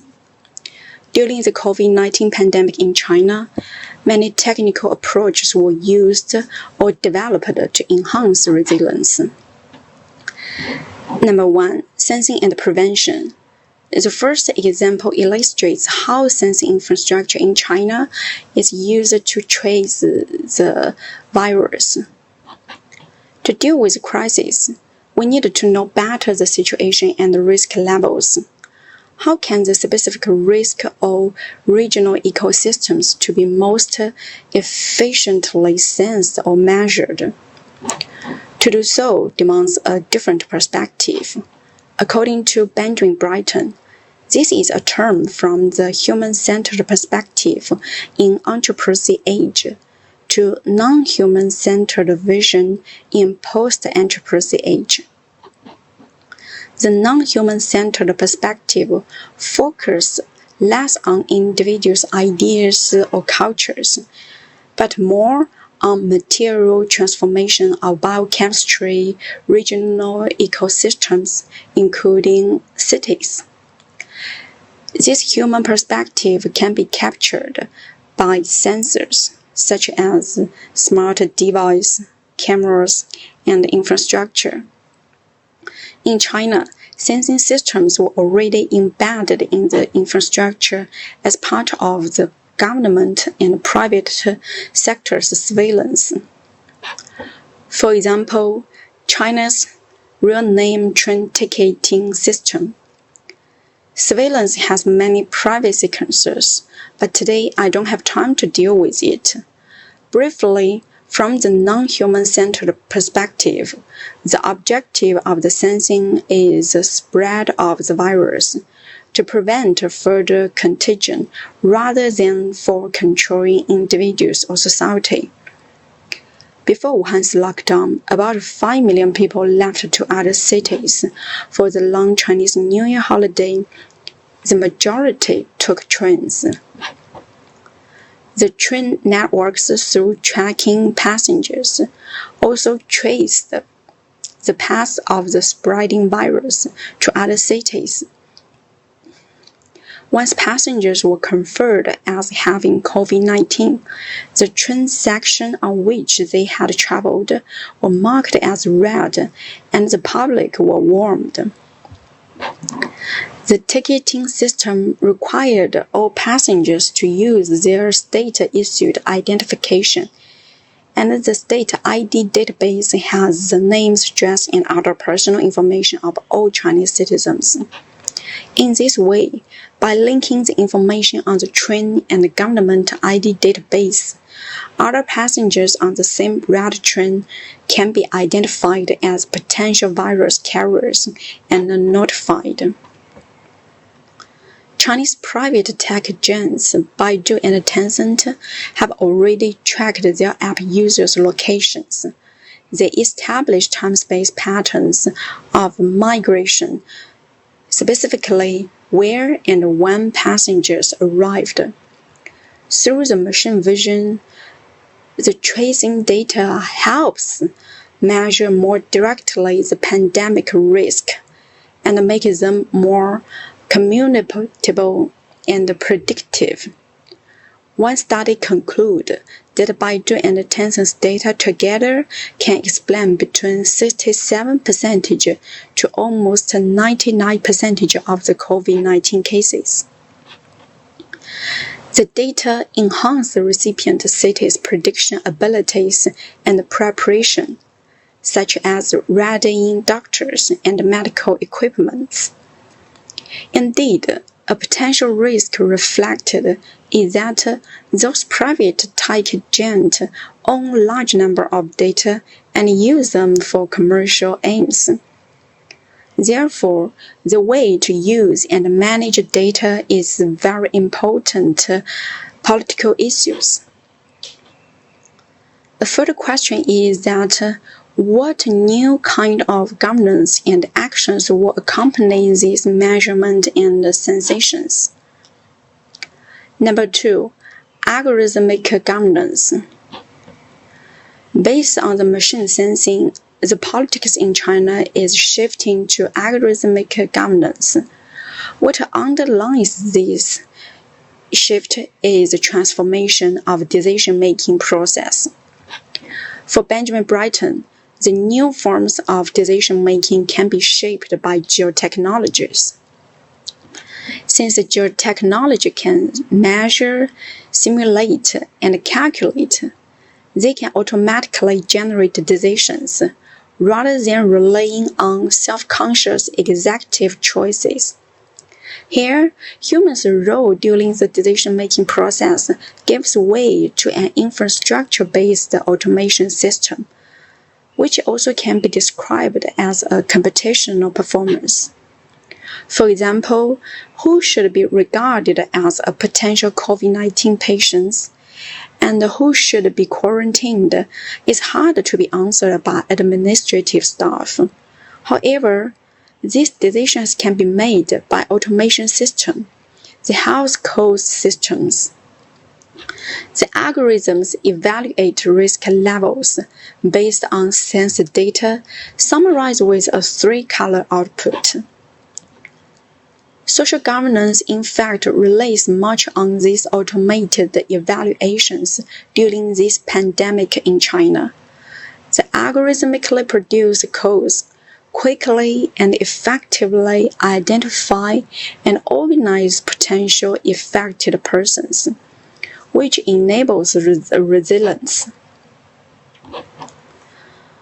However, the tension between governance and private companies exists. The health QR code was developed by Chinese tech giants Alibaba and Tencent and adopted by local governments, initially without a central government oversight.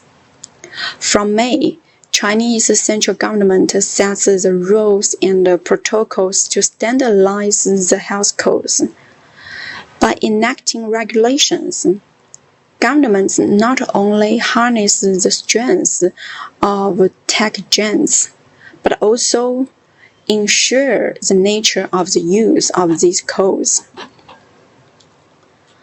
The automated governance might be the logical of social governance after the pandemic.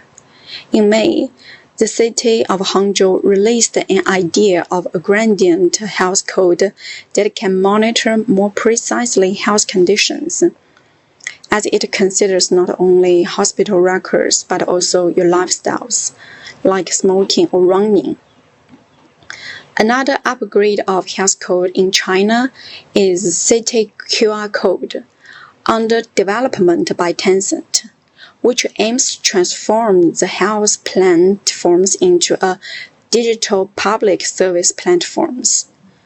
It was connected to communities, transport, and government service hall, and so on. A further direction of these systems should emphasize more on the prevention of future crises by managing current potential risks based on geographic sensing, which can make the whole systems more resilient. Number 3, contributory work and techno diversity. Another way to prevent future climate crisis is mental diversity opened up by the technologies.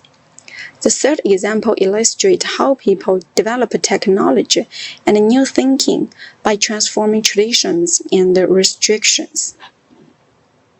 One of the traditions in China is repression of free speech.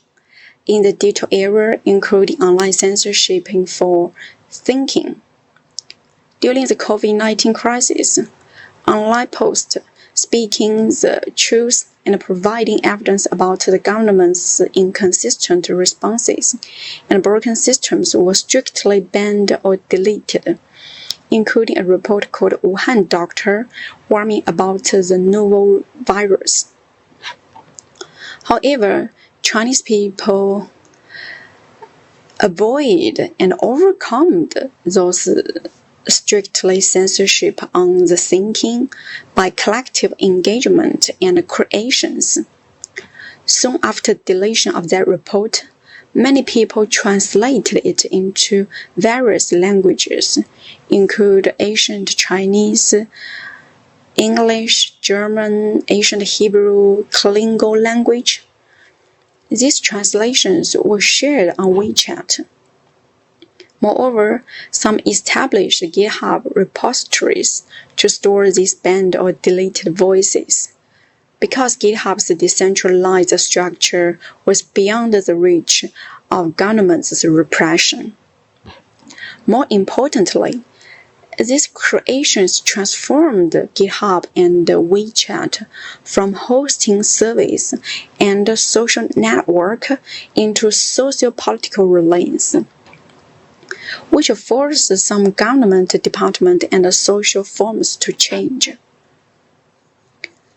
To summarize, these examples from the COVID-19 pandemic in China show that resilience include not only rapid relief and the prevention of crisis, but also the transformation of governments, mechanisms, and technologies.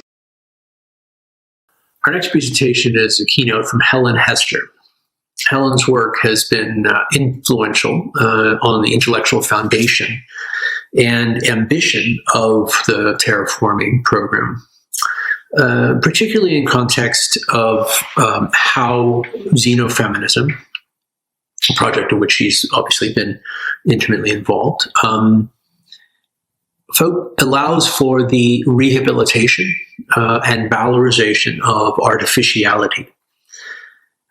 Instead of the more conventional foregrounding of nature and the natural as a kind of stable ethical position or preposition, the natural instead becomes something to be made, remade, according to positions that it itself cannot directly identify or name in advance.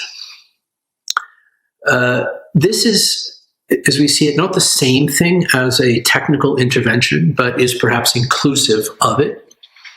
The technical can be inside the artificial, while the artificial can be inside the technical.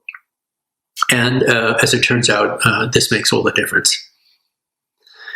The second, now foundational idea of Helen's for our discussion is anthropoforming.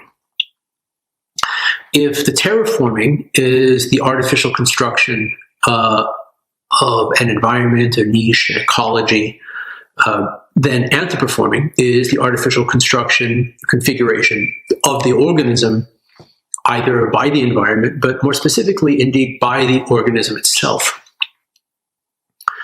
If we recognize that that organism is always the result at the level of its anatomy, physiology, as the result of the evolutionary pressures upon it, then the artificiality of that result is always available to some reconsideration.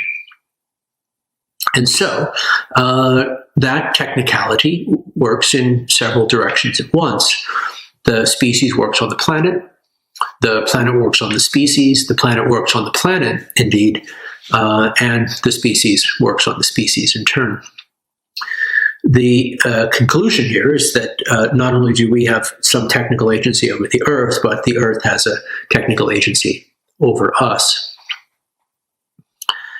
What should be clear here is a critique of humanism that goes straight to the anatomical stability of the species itself. It is, I think, resonant in many ways with Rachel Hill's work, which we saw yesterday, in terms of this back and forth between the organism and its craft, and the mutual creatureliness that involves both of them. So Helen Hester is Associate Professor of Media and Communications at the University of West London. As mentioned, her book, Xeno-feminism, polity, published in 2018, has been a key text for us. Just currently in preparation of another book with another terraforming faculty, Nick Cernchek, who is also her partner. And with that, my pleasure to introduce Helen Hester.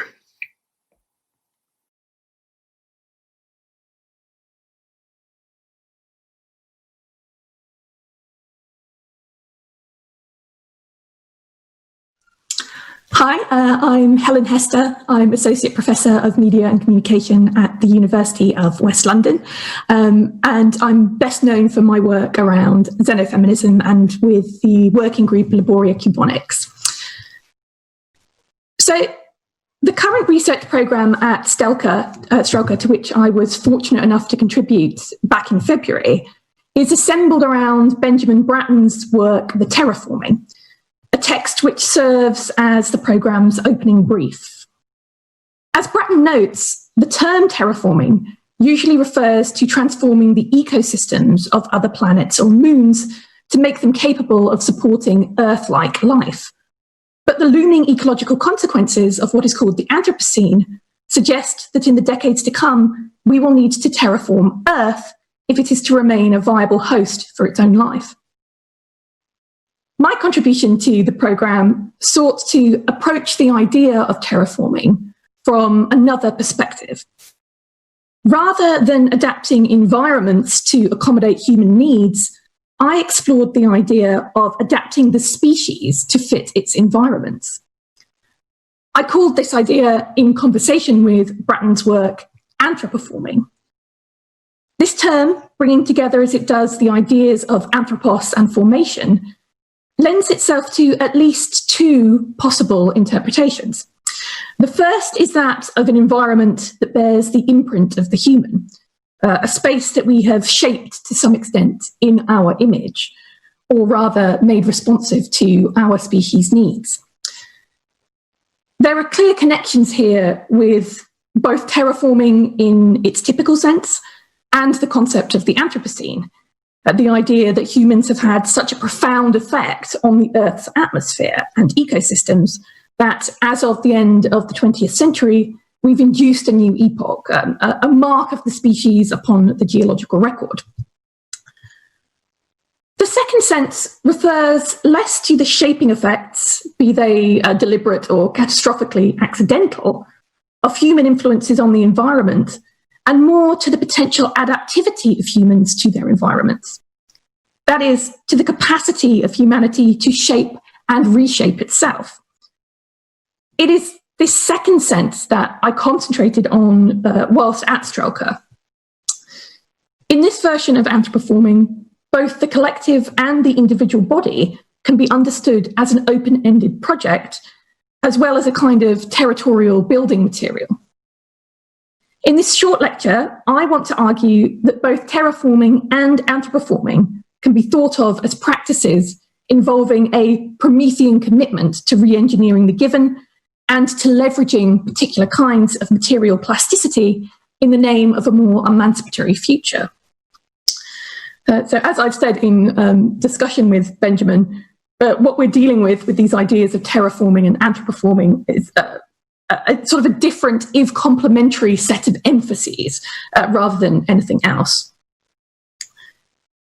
It is my contention that the idea of anthropoforming encourages us to invert the species world dynamic as it dominates in the global north, parochializing the human even as it utilizes the species' distinctive capacities for reason and responsibility. So given that I only have 20 minutes or so now, as opposed to the hours and hours and hours that I had whilst in Strelka, I'm not going to have time to explore the nuances of all of this here, or to cover the full breadth of the material that I was able to explore with the participants whilst I was in Moscow. What I want to do instead is to begin from the same starting point. That is the familiar, perhaps even a bit careworn figure of the cyborg, and then at least gesture towards some of the ideas that we subsequently considered together.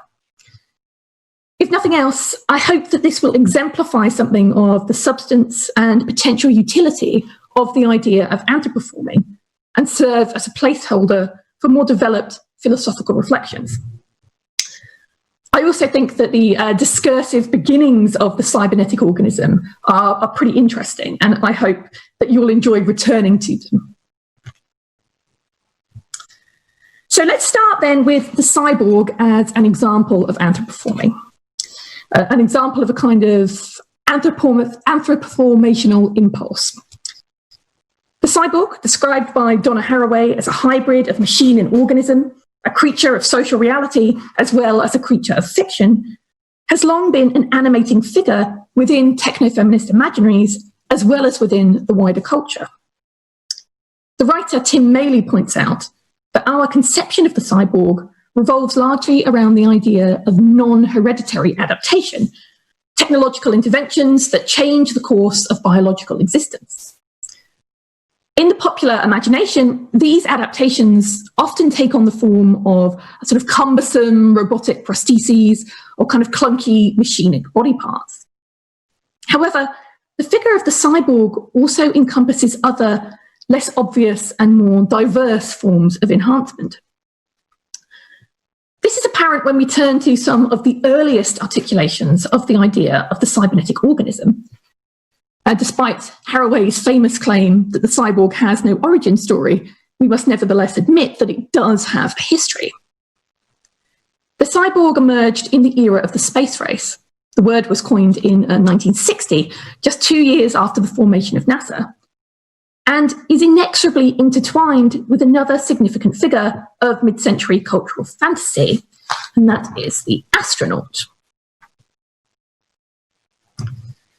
Indeed, the astronaut is perhaps the quintessential 20th century cyborg, despite the fact that the boundaries between human and machine are seen to be somewhat more clearly drawn in this case. The prostheses involved in space travel remain largely external. There is typically a man within the spaceship and the spacesuit who is seen as clearly delineated from the technologies he uses and upon which he depends. There was great interest in meeting the technical challenges of both short and long-term survival in extraterrestrial environments during this period. As Maley notes, one possible way to respond to such challenges is to think prosthetically or architecturally. Using the latest construction techniques, you can build a little bubble of Earth and plunk it down on any old alien world. We can send people off to these environments, and so long as the walls don't burst and the air doesn't run out, they've got all the comforts of home. Of course, there's a profound degree of vulnerability at play here, just as there is when humans venture into inhospitable terrestrial environments, the ocean floors, extremes of heat or cold, and so on. The individual is entirely dependent upon their technologies for basic minute-to-minute survival. This vulnerability tends to be obscured in a lot of mainstream 20th century cultural discourse around astronautics, to the point where the image of the man in space has become perversely totemic of an ultimate self untied at last from all dependency. The people who popularized the idea of the cyborg, however, were very aware of the exposure of the human in space. In an essay from 1960, widely viewed as the formative text of cyborg studies, Manfred E. Kleins and Nathan S. Klein write that artificial atmospheres encapsulated in some sort of enclosure constitute only temporizing, and dangerous temporizing at that, since we place ourselves in the same position as a fish, taking a small quantity of water along with him to live on land.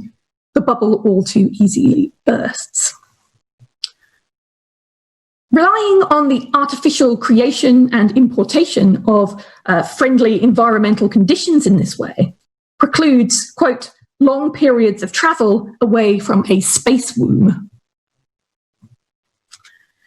So here, Klein, and Haraway all seem to be touching on the same kind of territory when it comes to cultural imaginaries of the body in space. Territory that Haraway would go on to explore in terms of the problematic pro-life gender politics of the representation of the fetus as a seemingly individual spaceman floating independently in utero. So the slide here is Leonard Nilsson's famous image of life before birth, which made the front cover of Life magazine in 1965. The material conditions required for existence are obfuscated by a fantasy of the proto-human, this kind of the solitary biological being overcoming obstacles and progressing unencumbered by entanglements with other actors. So we might ask ourselves, where is the gestational parent in this image? And that's the question that Haraway famously asked. So compare this to the illustration of cosmonaut Alexei Leonov on his very first spacewalk from the same year, a spacewalk that, contrary to this kind of image of mastery and control, this sort of free-floating human, almost ended in disaster. Whereas Haraway is more invested in acknowledging the chains of dependency, which make this kind of cultural fantasy untenable, however, Kleins and Klein acknowledge dependency primarily as a first step in overcoming it. Their work explored different approaches to counteracting bodily vulnerability in finding better answers to what they call the body-environment problem. Rather than creating an environmental bubble to encapsulate and temporarily support the body, they suggested, one could fit the body of the astronaut to his extraterrestrial environment. As they put it in their 1961 paper, Drugs, Space and Cybernetics, Evolution to Cyborgs, if man attempts a partial adaptation to the conditions of space, instead of being insistent that he carry his entire environment with him, a number of new possibilities appear. Later, it is proposed that man should use his creative intelligence to adapt himself to the space conditions he seeks, rather than take as much of Earth environment with him as possible. This is to be achieved through the cyborg, an extension of organic homeostatic controls by means of cybernetic techniques.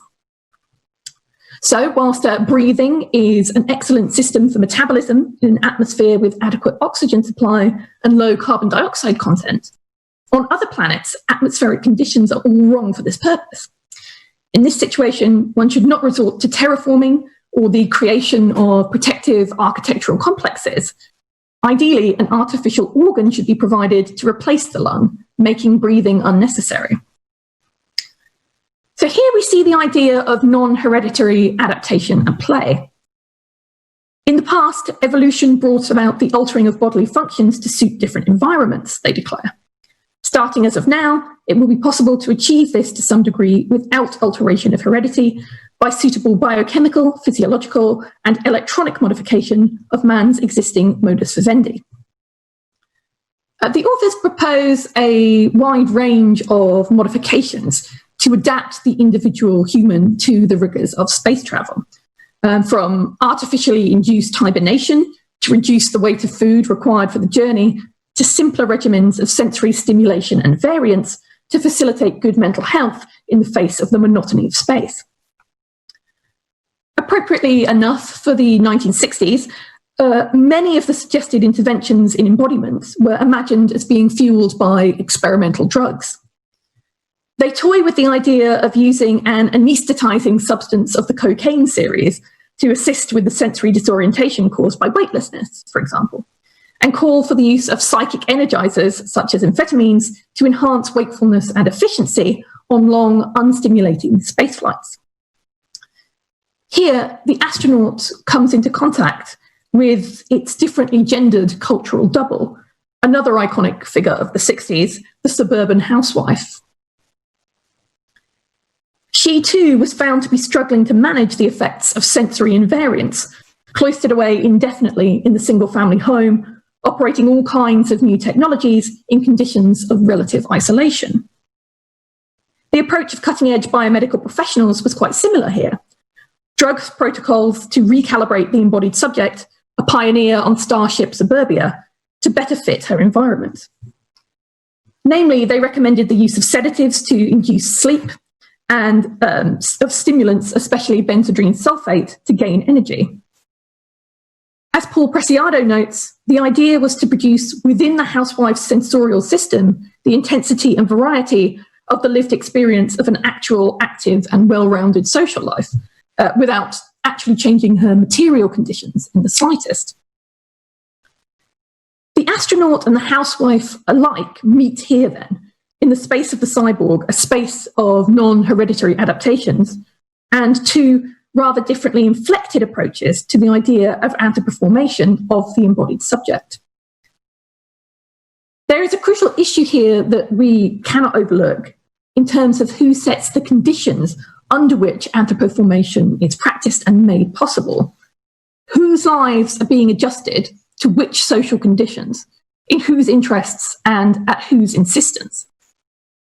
Ambitions surrounding collective agency and species-wide transformation and re-engineering come up against the absolute necessity of positive freedom and bodily autonomy at this point, leaving us with a fair bit to consider in terms of the dynamic between the collective and the individual. The cyborg then represents the application of technological interventions that change the course of biological existence. It is, in part, the practice of using human ingenuity to transcend species limits to make new things possible. The potential of this idea for our concept of anthropoforming is perhaps most clearly expressed by Kleins and Klein when they declare, in reference to the body's own automatic controls, that the necessary change of these controls for space survival cannot be conveniently supplied for us by evolution. They have to be created by man himself using his acquired knowledge of cybernetics and physiology. Kleins and Klein are particularly interested in homeostatic biological processes, the tendency towards stability and self-regulation within an organism, and the tendency to self-monitor and automatically adjust in response to external conditions, sweating when one gets hot, for example. This plays a prominent role in their characterization of the cyborg. The emphasis on biological feedback has clear links with the central tenets of cybernetics, the psi in cyborg. They are interested in the devices necessary for creating self-regulating man-machine systems, noting that this self-regulation must function without the benefit of consciousness in order to cooperate with the body's own autonomous homeostatic controls. In their words, man's activity in this regard complements evolution, freeing him from the need of conscious attention to the regulation of his own internal environment. Cyborgian adaptations are understood as functioning without the need for ongoing conscious intervention then. They can be set in motion and forgotten about for some time, left to perform their function without drawing attention to themselves, thereby working to increase the sphere of embodied freedom and human autonomy. As Bratton notes, in a sense, autonomy is less about free will than what aspect of action can be done without full deliberation or even without choice. Breathing, driving, making, moulding, remembering, blooming, pollinating, writing, and so on. To the extent that one is freed from the necessity of perpetual conscious deliberation in some areas, one is enabled to actively pursue this kind of deliberation in others. As Kleins and Klein put it, if man in space, in addition to flying his vehicle, must continuously be checking on things and making adjustments merely in order to keep himself alive, he becomes a slave to the machine. The purpose of the cyborg, as well as his own homeostatic systems, is to provide an organizational system in which such robot-like problems are taken care of automatically and unconsciously, leaving man free to explore, to create, to think, and to feel. This account positions the human as a self-shaping animal, re-engineering the conditions of autonomy. At this point, I think we need to address the question of why the cyborg, a product of the 60s, reinvigorated in the 90s, now perhaps somewhat anachronistic as a would-be emancipatory figure. In leaning on the cyborg as an iconic example of self-shaping activity, I risk being accused of favouring an atomized, voluntarist account of anthropoforming that perpetuates a kind of species chauvinism. Whilst the figure of the cyborg has no doubt activated an ecologically sensitive and critically engaged socialist feminist imaginary since Haraway's intervention, it nevertheless continues to lend itself to ideas of human mastery over the individual body. As Dania Glabo notes, real-world questions persist about the politics of human bodies and the apparent compulsion to perfect them using technology. Western society has long been concerned with the perfection and optimization of human bodies. Technologists and physicians now have the ability to permanently modify it with technological devices to create new capacities to make up for both inborn and acquired deviations from the norm. Yet the ability to expand the capacities of the human body also introduces new ways for individuals and groups to be left out, especially in places like the United States and, much more acutely, the Global South, where access to healthcare is highly unequal. Haraway's cyborg politics calls us to attend to the unevenness of who might benefit from new technologies of the body. So that was a quote from Clabo. The kinds of transhumanism that fixate upon high-tech cognitive and bodily enhancements and assume these to be radical in and of themselves come to mind here, for example. These visions often seem to view technical or design challenges as the primary factor restricting the exercise of a personal choice to pursue participant evolution. As such, they hardly offer an emancipatory account of cyborgian adaptations. But these are in fact examples of an imaginary that, although built around the idea of reforming anthropos, stand in marked contrast to what I mean when I try to advance this concept of anthropoforming. Against the idea of the cyborg as a figure of a strictly personal embodied transformation and a product of the exercise of unencumbered free will, we must insist, with other feminist theorists of technology, upon its fundamental hybridity and dependence upon connection. The mid-century cyborg we've been discussing here is avowedly not an invulnerable agent pursuing its own maverick path, but rather a product of the general intellect and of cooperative technoscientific labour, not to mention of the masses of other entanglements, physical, social, political, economic, and so on, underpinning what Benedict Singleton calls the decades-long International Sports Day of the space race. There is, or should be, a difference between the idea of the self-made man and that of the self-shaping animal. We must insist upon anthropoforming as a collective endeavour rather than as a process of individualised embodied upgrades made exclusively available to those who can afford it. During my time at Strelka, I extended this analysis of cyborgian adaptation first with an account of the questionable sex and gender politics at work within 20th century understandings of the cybernetic organism, so particularly attempts to frame sex and gender as unremakeable givens, in contrast with what is otherwise a protean conception of the human. And I finished up with an extended reflection on the idea of sapience plus care as a potentially emancipatory vector for the post or inhuman, drawing on the work of Ray Brazier and particularly that of Reza Negrestani. Unfortunately, or perhaps not, I don't have time to really dig into this material here. Suffice it to say, however, that the work of contemporary neo-rationalist philosophers approaches the human as a constructible hypothesis. In adopting an interventive, that is, revisionary and constructive attitude toward the human and toward the norms implicit in social practices, this work helps to build an understanding of anthropoforming not as the hallmark of an individualized libertarianism, but as a kind of collective commitment and philosophical method. Negrestani argues that a robust and rigorous movement to revise and reconstruct the human must of necessity begin by dissociating human significance from human glory. That is, by recognizing the differentially distributed capacities and responsibilities of human beings without lapsing into an assumption that the world has been given for our needs and created in our image. It is from this point that any emancipatory approach to the idea of the human as a self-shaping animal must begin.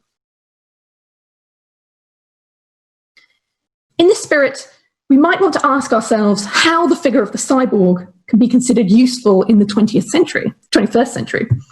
What can it do now? It is my contention that the cyborg, as a state of being as much as an individual figurehead, has the potential to stand in opposition to an attitude of anthropo-arrogance. The perspective of the ecological cyborg represents a means via which to challenge an unproductive sense of species entitlement, while still allowing for the possibility of both human agency and human responsibility. Might the focus on adjusting our species to better fit its environments, rather than adjusting environments to better fit our species, offer a helpful lens and encourage less xeno-exclusionary ways of thinking? Seen in this way, the cyborg presents us with a helpful critical tool, animating imaginaries that combine Promethean ambition, precisely the scale of ambition required to reckon with the complex phenomena of ongoing climate catastrophe, with a refusal of the kind of chauvinistic species entitlement that underpins humanity's remaking of the given in accordance with its own, typically parochial, sometimes trivial, needs. Such imaginaries are desperately required if we hope to mobilise and exercise capacities for intervention across the entire social fabric, without lapsing into human exceptionalism that's facilitative of resource depletion, ecological destruction, and a pernicious sense of species entitlement. Viva the cyborg. Thank you.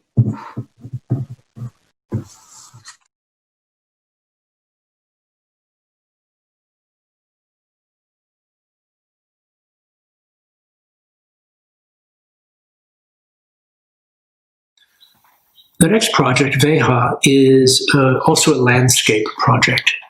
It is one, however, that's based on the design of landscapes not for human use and occupation, but perhaps even the exclusion of human use and occupation from them. It's a project that makes extensive use of the cartographic rhetorics of maps as a way to decide and design and to represent the qualities and agents within a landscape, but also one that makes equal use of the legal ideation, legal definition, and legal proposition for what it is that constitutes this landscape. And between the two is where the leverage of the project really sits, in the nomination of a new legal form for certain kinds of landscapes. New maps can represent this. It's also one that is, in the most sort of direct sense, about parks and the function of a park, and looks at the park as a kind of artificial geoengineering in the expanded sense of the program, of geoengineering as a scale of design effect, and as a strategy of self-enclosure, deliberate self-enclosure that has proven to be quite effective, and so perhaps needs to be amplified within the plan of a larger planetary scale territorial design. Now, it's true that the particular history of parks and sort of their origin parallels the maturation of certain kinds of nature versus culture dichotomies that we're quite suspicious of, and this demarcation of borders of inside and outside, of here the culture, there the nature, and the alibis of an outside and externalization have proven extremely problematic. However, we feel that the artificiality of this demarcation, understood as through different kinds of technologies of zoning, is one that has still has tremendous efficacy for us. Enclosure and exclusion as a territorial zoning structure, not just of different kinds of humans, but of different kinds of inhabited and uninhabited zones. May prove to be not just about the preservation of the pastoral, but the survival and continuance of viable ecosystems themselves, including our own. At a larger scale, then, this typology of exclusion is one that has resonance with E.O. Wilson's half-Earth hypothesis or provocation, which we've discussed in this program several times, which is based on the argument for the concentration of human industry into denser megacities and the set aside of up to half of the Earth for remediation, wilding, and recovery. And so in this sense, we can see the project of Veha as an examination of what Russia might be able to contribute to that initiative. It would be one in which the planet as we know it would survive, because half of it is a park, while half of it is this dense amalgamation of human and machinic entanglements, both of which are equally artificial. And they are so because we recognize that not only do parks encompass cities, but cities encompass the parks. It's one in which this dynamic, which has come up a few times in discussion with active and passive forms of geotechnology, are brought to bear. In this sense, the strategy of landscape design as a kind of passive geotechnology is paramount. It's also a project that once again deals with this typology, as mentioned, of the corridor as a territorial typology. A corridor is a kind of space that extends between and yet connects. It extends, however, it scales larger than the site. It's not just a link between two sites, but in fact moves between these and creates zones of both function and possibility that would be otherwise impossible. We were discussing it may be relevant to think of a project like this as part of a kind of active retreat. But if so, it's one that remains resolutely idealist, an idealist form of retreat. But as said, it's one that is most legible through the way in which the maps are employing and demanding a different kind of legal vision and legal structure, a different kind of cartography, a different kind of geography, a different zoning, a different mode of habitation. So with that, I'll introduce Veha.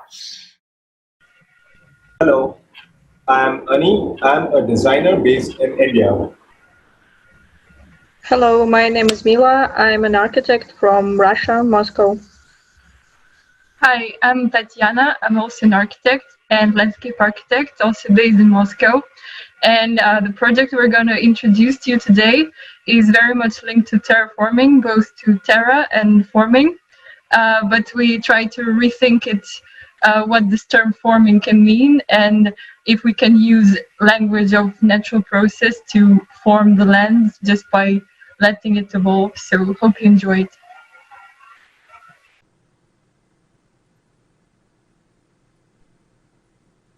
В конце 70-х в СССР в Красноярском институте биофизики стартовал проект BIOS-3. Это был первый успешный эксперимент по созданию простейшей замкнутой экосистемы, направленной на космическую колонизацию.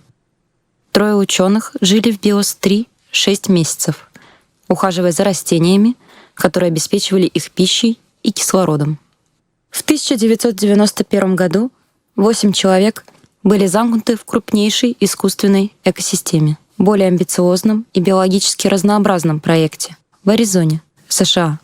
Несмотря на все усилия команды, поддерживать баланс в системе на протяжении всего эксперимента не удалось.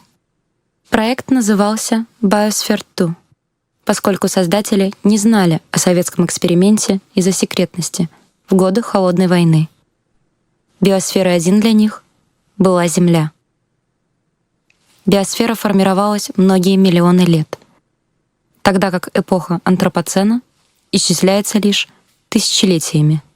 Биоразнообразие определяет выживание человечества, но текущий подход стал причиной всемирного вымирания видов в 10 тысяч раз быстрее, чем в преиндустриальную эпоху.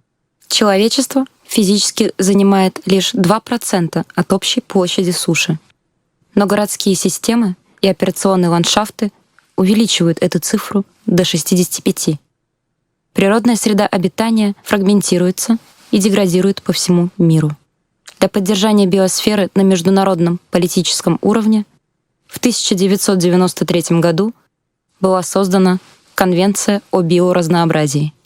В нее вступили 124 страны, включая Россию. Согласно одной из ее первых целей, минимум 17% континентальных земель и внутренних вод должны быть сохранены в своем биологическом разнообразии.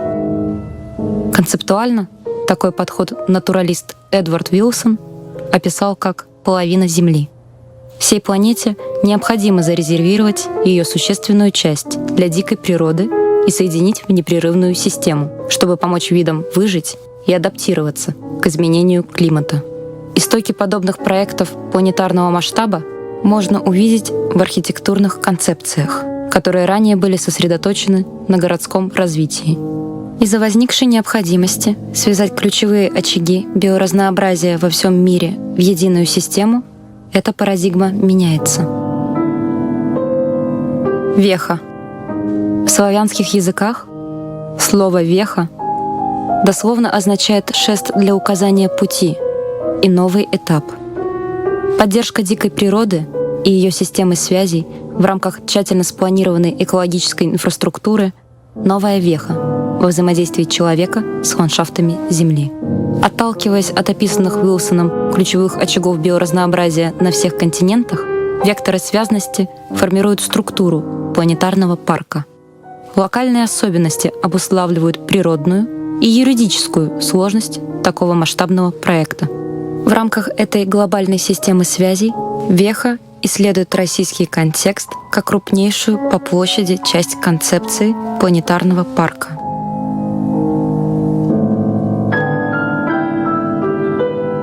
Проект рассматривает беспрерывную систему инфраструктуры экологического сервиса и возможности планового развития ее элементов, фокусируясь на роли и принципах проектирования экологических коридоров и интенсивном применении геотехнологий в зоне деградирующей многолетней мерзлоты.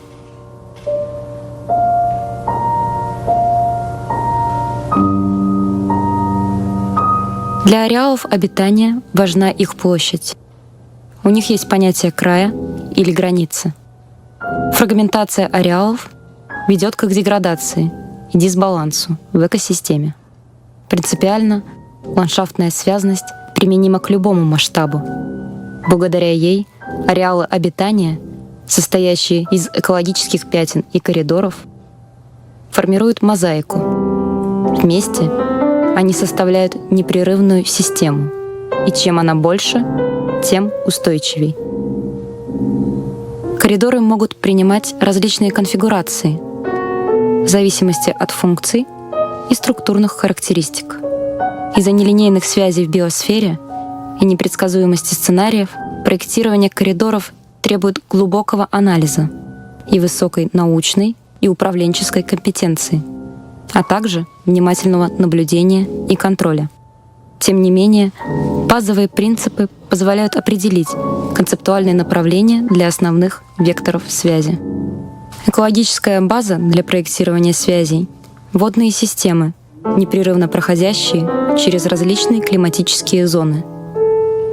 Юридическая база должна способствовать правильному управлению этими территориями.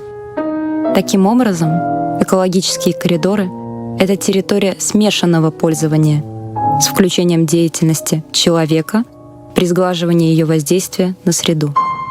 Степень участия человека в ландшафте становится геотехнологией, которая ранжирует подход к охране от пассивной, нетронутой природы и ее охраны до активной, с интенсивной деятельностью человека по ее восстановлению. Проектирование трофических каскадов — это активный тип геотехнологий, например, влияние на флору через изменение фауны. Законодательный дизайн коридоров определяет зоны для связей и правила устойчивого природопользования. Классификация заповедников России соответствует международной. Они различаются ограничениями на доступ и деятельность. Их базовая функция — охрана природной среды обитания. Согласно градиенту доступности, на менее защищенных территориях разрешается экологическое просвещение, культурная деятельность, отдых, спорт и экологический туризм, тогда как на наиболее защищенных территориях возможны только научные исследования.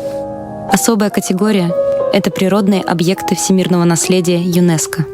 Защита на международном уровне подтверждает их выдающиеся природные качества. Эти земли могут стать ключевыми точками для каркаса связности экологических ареалов обитания России и соединить всю национальную систему с планетарным парком.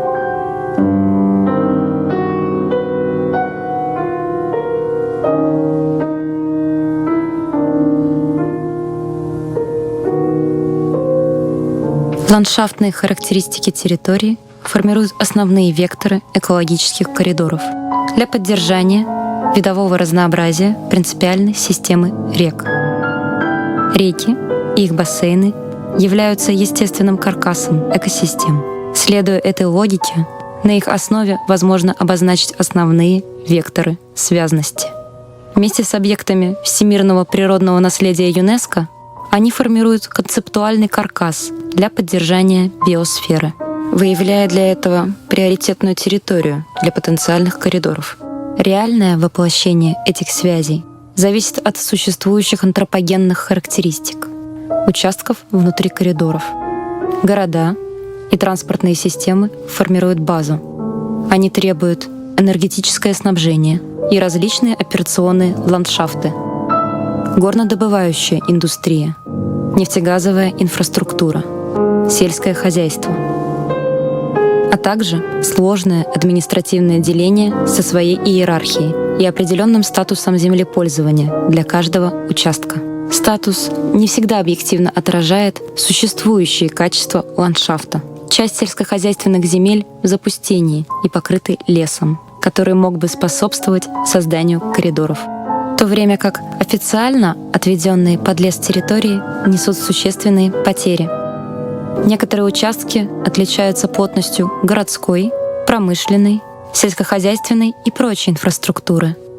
Они требуют гибких решений и детализированного многофункционального подхода, воплощенного через зависящие от контекста изменения в законодательстве. Внесение термина «экологические коридоры» в законодательство Российской Федерации и их территориальная фиксация позволит считать эти территории приоритетными для расширения сети заповедников и устройства непрерывных связей между ними, упростить процедуру легализации существующего леса на формально сельскохозяйственных угодьях, стимулировать переход сельского хозяйства к устойчивым практикам, стимулировать развитие экологических коридоров на частных владениях за счет льгот налогообложения, укрепить соблюдение принципов связности и устройства экодуков в проектах городского развития, усилить экологические нормы природопользования и контроля на территории коридоров. Помимо этого, карты отчетливо выявляют поляризованный характер развития инфраструктуры на востоке и на западе страны. В основном он обоснован спецификой многолетней мерзлоты, занимающей до 60% территории при населении лишь в 4%.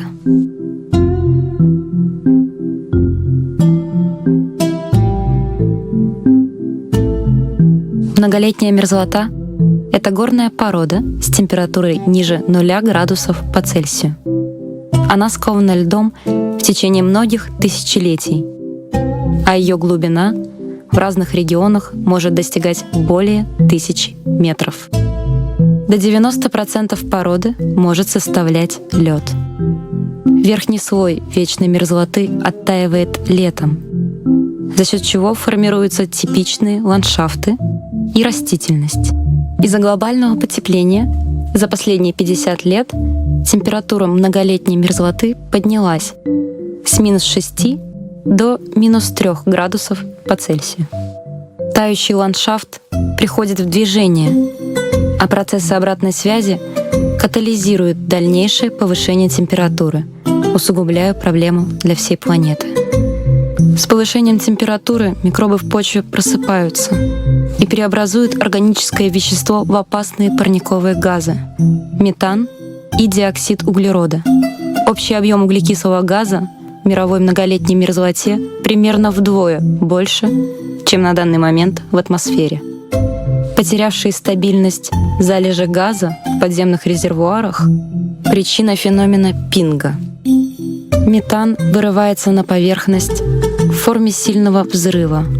Парниковый эффект метана может быть до 80 раз сильнее, чем углекислого газа. Термокарстовые провалы до неузнаваемости меняют ландшафт всего лишь за несколько десятилетий. Дороги, аэропорты, свайные фундаменты зданий, не рассчитанные на подобное таяние грунта, будут неизбежно разрушаться. Еще большая проблема — инфраструктура газа и нефтедобычи. Платформы, резервуары хранения, трубопроводы уже служат причиной крупных экологических катастроф. беспрецедентный масштаб использования активных и пассивных геотехнологий необходим региону для поддержания инфраструктуры. Термосифоны могут сдерживать оттаивание фундаментов на урбанизированных территориях, но этого недостаточно. Чтобы замедлить процесс таяния мерзлоты, ученые Сергей и Никита Зимовы создали плейстоценовый парк, успешный экспериментальный проект на территории Якутии. Их цель — искусственно воссоздать в тундре экосистему мамонтовой степи, уничтоженную охотниками тысячелетия назад. Из-за потепления выпадает больше снега, что парадоксально только усиливает таяние. Снежный покров создает эффект одеяла и не позволяет почве глубоко промерзнуть зимой. Животные, возвращенные человеком на эти земли, способствуют глубокому промерзанию грунта. В поисках пищи они нарушают снежный покров и значительно преобразуют флору и видовое многообразие, делая почву плодородной. Многолетняя мерзлота требует целого ряда геотехнологий, которые способны защитить ландшафт. Интенсификация активных и пассивных геотехнологий в зоне многолетней мерзлоты позволит значительно расширить территорию плейстоценового парка.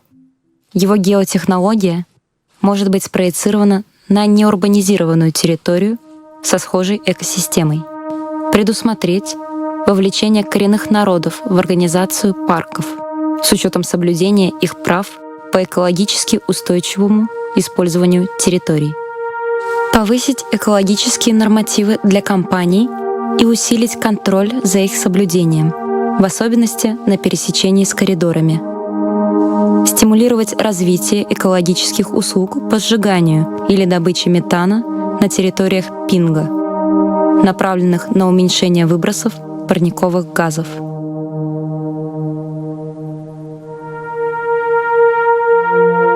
Система инфраструктуры экологического сервиса.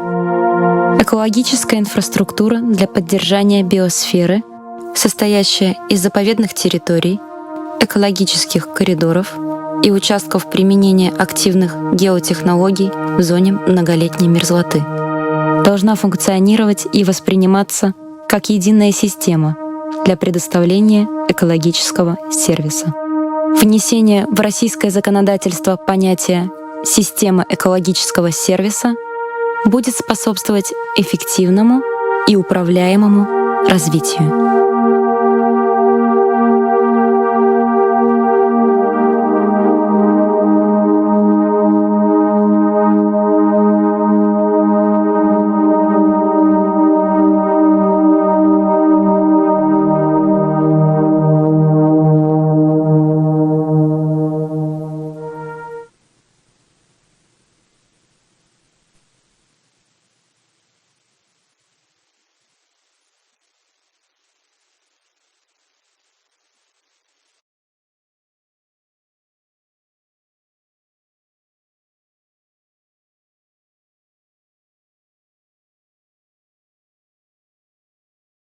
Our next project comes from one of our remote researchers, Jamie Boyd.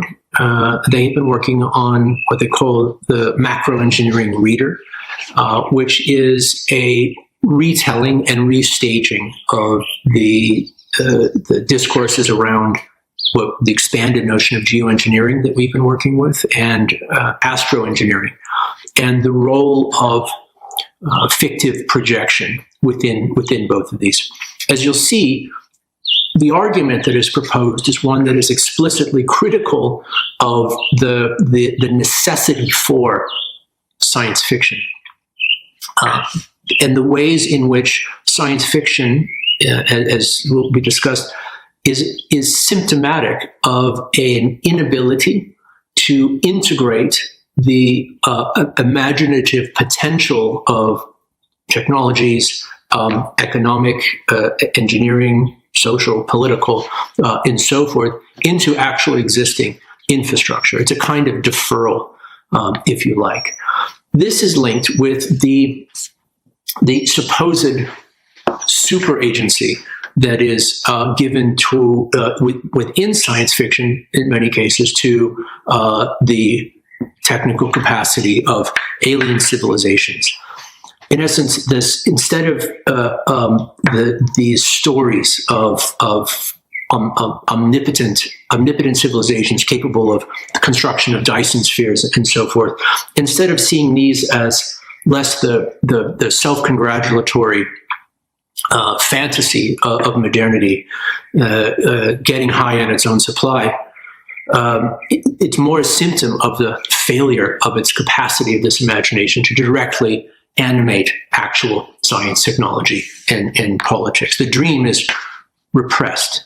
And the call for, in this way, is less the increasing expansion of this imagination on its own terms, but a grounding of it in the circumstances of the real.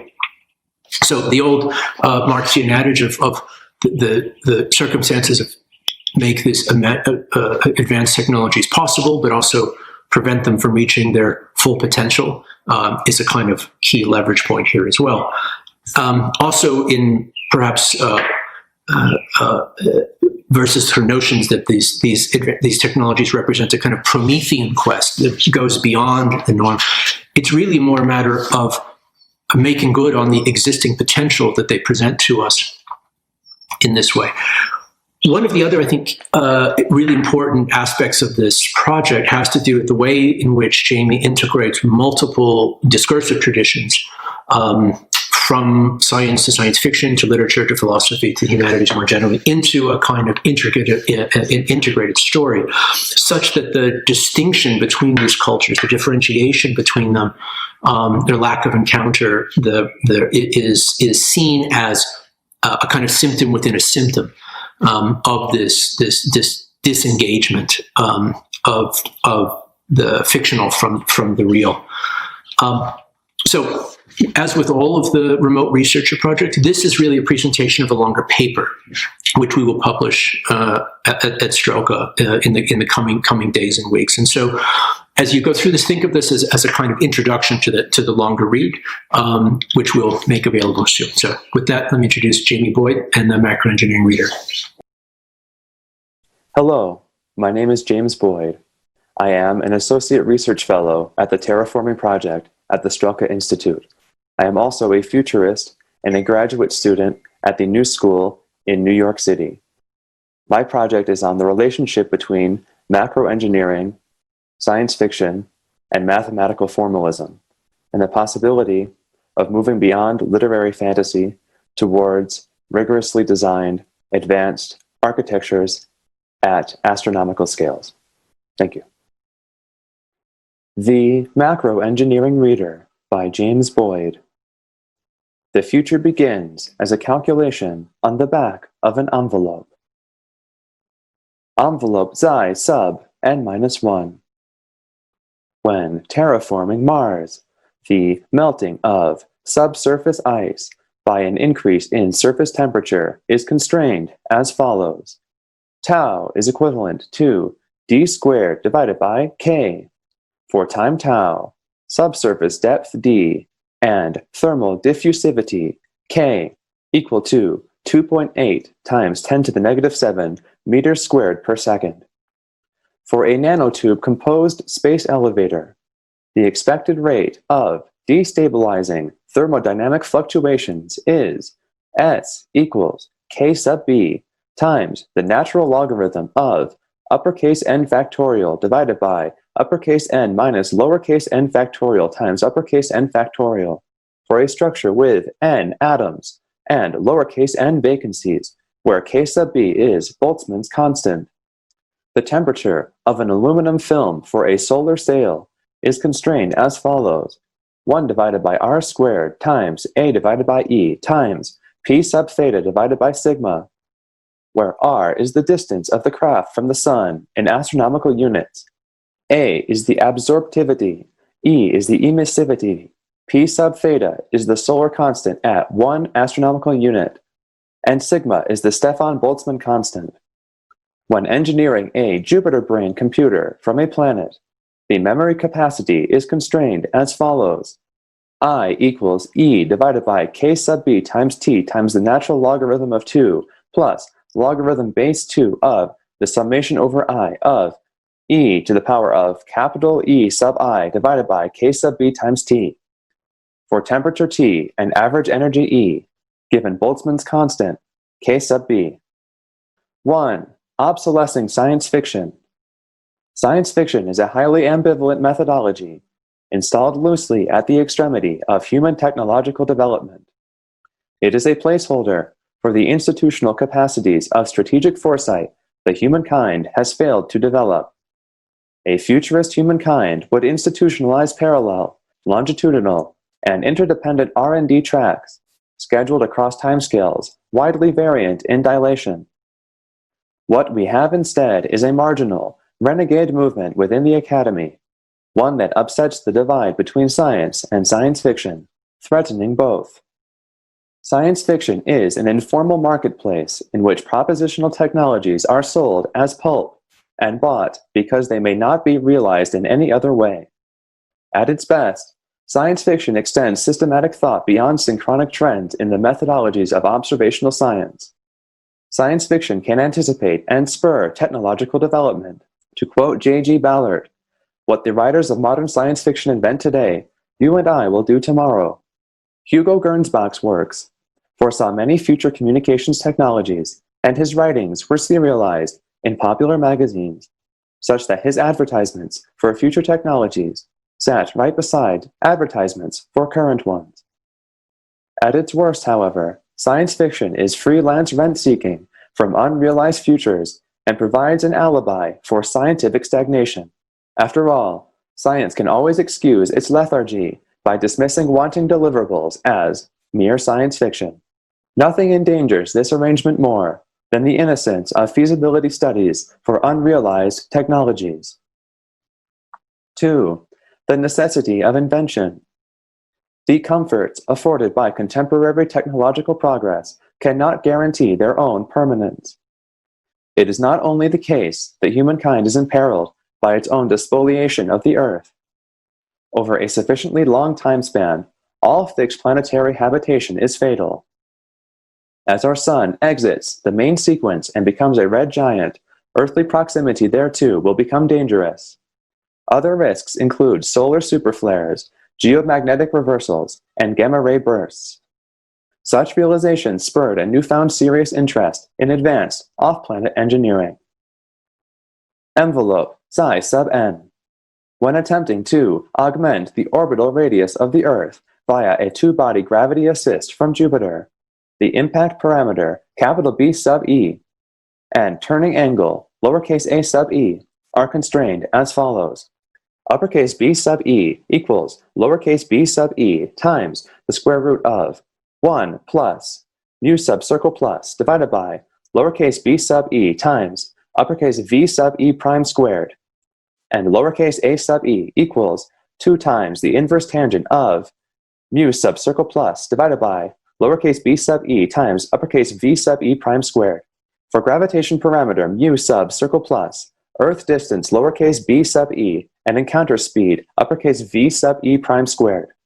A human designed to hibernate intermittently so as to engage in indefinite spacefaring without hyperthermic costs incurred due to the heat death of the universe, as a finite metabolic rate over infinite time constrained as follows. We integrate from t naught to t infinity m of t dt equals bq, where b equals 6.10 to the 4 ergs, where m expresses energy dissipation as a function of time t, and q is the 10 to the 23-bit complexity of a human being. 3. Macroengineering. Humankind continues to struggle to advance the limits of its own understanding of the emergent effects produced by unintentional anthropogenic design. The limits of scale, reach, and extensivity of intentional anthropogenic design, both minima and maxima, are even less known. However, there exists a field of engineering that admits into its project range everything from the Great Wall of China to galactic architectures on the order of Isaac Asimov's Foundation. They call it macroengineering. Macroengineering offers a hint at an institutional practice capable of obsolescing science fiction. But first, macroengineering will have to reconcile its relationship with science fiction. The earliest work to use the term is macroengineering, a capability in search of a methodology, which suggests that large-scale projects are possible if new forecasting and development strategies are created to coordinate decision-making and resource allocation on a large scale. William Jones writes the first analytic work on the topic in a working paper for the MIT Energy Laboratory, which provides both a definition and analysis. Quote, macro, meaning large or extensive, as applied to engineering, can describe size, technical difficulty, time required for design and construction, initial cost in money, size of labor force, time to completion, magnitude of impact, etc. Unquote. Progressively, macroengineering acquired institutional credentials. The author bio in Davidson, 1979 reads, quote, Frank P. Davidson is a lecturer on macroengineering at MIT and chairman of the System Dynamics Steering Committee at the Sloan School of Management, unquote. However, with time, the scale definition of the macro grew, and the resources of science fiction became difficult to decline. But science fiction and institutionalization were not reconciled, and the passive, fanciful variety of science fiction has prevailed. Such is apparent in the meretricious character of contemporary macroengineering, wide in project spectrum and devoid of an overarching methodology by which pathways might be articulated. For instance, decades later, Davidson edits a volume on the topic, which includes essays on financing large-scale projects and a study on the construction of Abuja, Nigeria. However, if one keeps reading, one sees essays on automation for space missions and orbital architectures. Take two other key figures in the field, Badescu and Cathart. We can find works by the two on terrestrial projects. Badescu and Cathart edit a volume on macroengineering with application to maritime transport, water body treatment, and hydrological civil engineering. The volume includes essays on the engineering of the World Islands and Palm Islands in Dubai, the proposal of aquifer and canal project solutions for the restoration of the Dead Sea, habitat engineering in the Strait of Hormuz, dike architecture proposals for resisting coastal hurricanes in the Gulf of Mexico, and proposals for large-scale desalination plants. In another volume edited by Badescu and Cathart, the fuller breadth of macroengineering is shown, with works ranging from geoengineering, carbon capture, and solar power technology, to space towers, artificial gravity, stellar engines, and galactic-scale civilizations. Here, the macroengineering extends from megascale engineering and geoengineering on Earth to another field known as astroengineering. Although there are astroengineering studies about human engineering on astronomical scales, the majority of astroengineering suffers from the worst aspects of both science fiction and observational science and has little to do with engineering. 4. The perniciousness of astrobiology. Astroengineering architectures include artificial planets, shell worlds, the radical modification of planetary geometry, solar or galactic scale artificial habitats, Dyson spheres, which are solar scale architectures for stellar energy capture, Jupiter brains, planets engineered to become computers, and advanced spacefaring technologies such as Alcubierre drives and Krasnikov tubes. To be clear, however, astroengineering originates in the works of science fiction writers such as Olaf Stapleton, whose work, Star Maker, would come to influence Freeman Dyson's work on Dyson spheres, early transhumanists such as J.B.S. Haldane, and Russian cosmists. However, beginning in the 1960s, such works began to be taken up by astrobiologists. The impetus was the development of the Kardashev scale by Nikolai Kardashev. Kardashev presents a typological classification scheme for stages of civilizational advancement according to energy use: planetary scale energy command at type 1, solar scale energy command at type 2, and galactic scale energy command at type 3. Contemporaneously to Kardashev, Dyson develops theories on the kinds of technologies that advanced civilizations might use, referring back to Star Maker. Dyson and Kardashev would work together, and Kardashev would become interested in studying astroengineered artifacts as manifestations of advanced civilizations. The practice of conducting astrobiological observation for astroengineered artifacts and manifestations rather than electromagnetic signals is referred to as Dysonian SETI. SETI researchers interested in astroengineering often search for Type 2 civilizations, Type 3 civilizations, and even Type 4 civilizations. The majority of astroengineering studies, including Cherkovich's paper on galactic scale structures in the Badescu and Cathcart volume, are of an observational astrobiological character. Running contrary to the thrust of science fiction, astroengineering studies constitute a hopeless observational science. Rather than grapple with the aspirational challenges of human astroengineering designs, astrobiologists have delegated the job to hypothetical, anthropomorphic, intelligent species. In so doing, they have forsworn the greatest resource offered by science fiction, the investigation of the limits of anthropogenic design, as well as the limits of human understanding, which should caution us against presuming that extraterrestrial intelligence would be anything like human intelligence. Envelope xi sub n plus k. In the deep future, the computational efficiency afforded by cosmological thermodynamic entropy is constrained as follows. E is greater than or equal to k sub b times t times the natural logarithm of 2 joules for energy E, temperature T, and Boltzmann's constant, k sub b. The change in velocity, delta v, for a Buzzard ramjet designed for interstellar spacecraft exploiting relativistic travel is constrained as follows.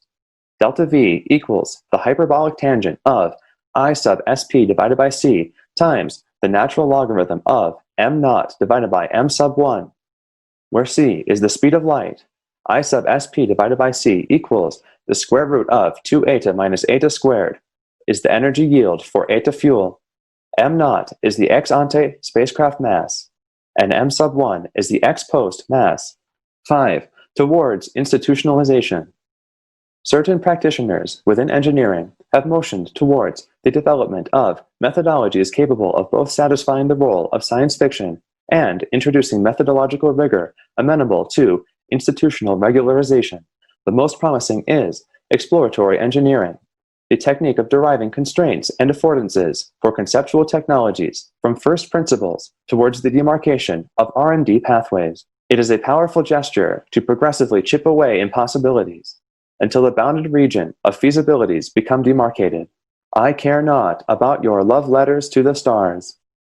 I throw away the letter and look at the scratchings on the back of the envelope.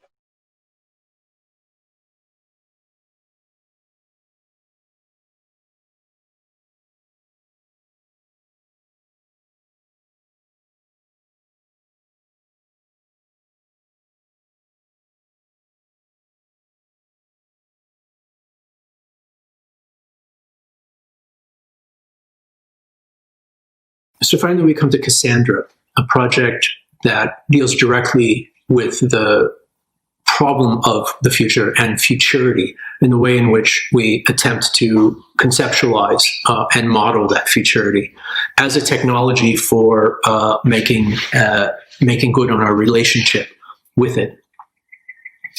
One of the sort of, I don't know, slogans or something of the New Normal program that preceded the terraforming was the future has not been canceled.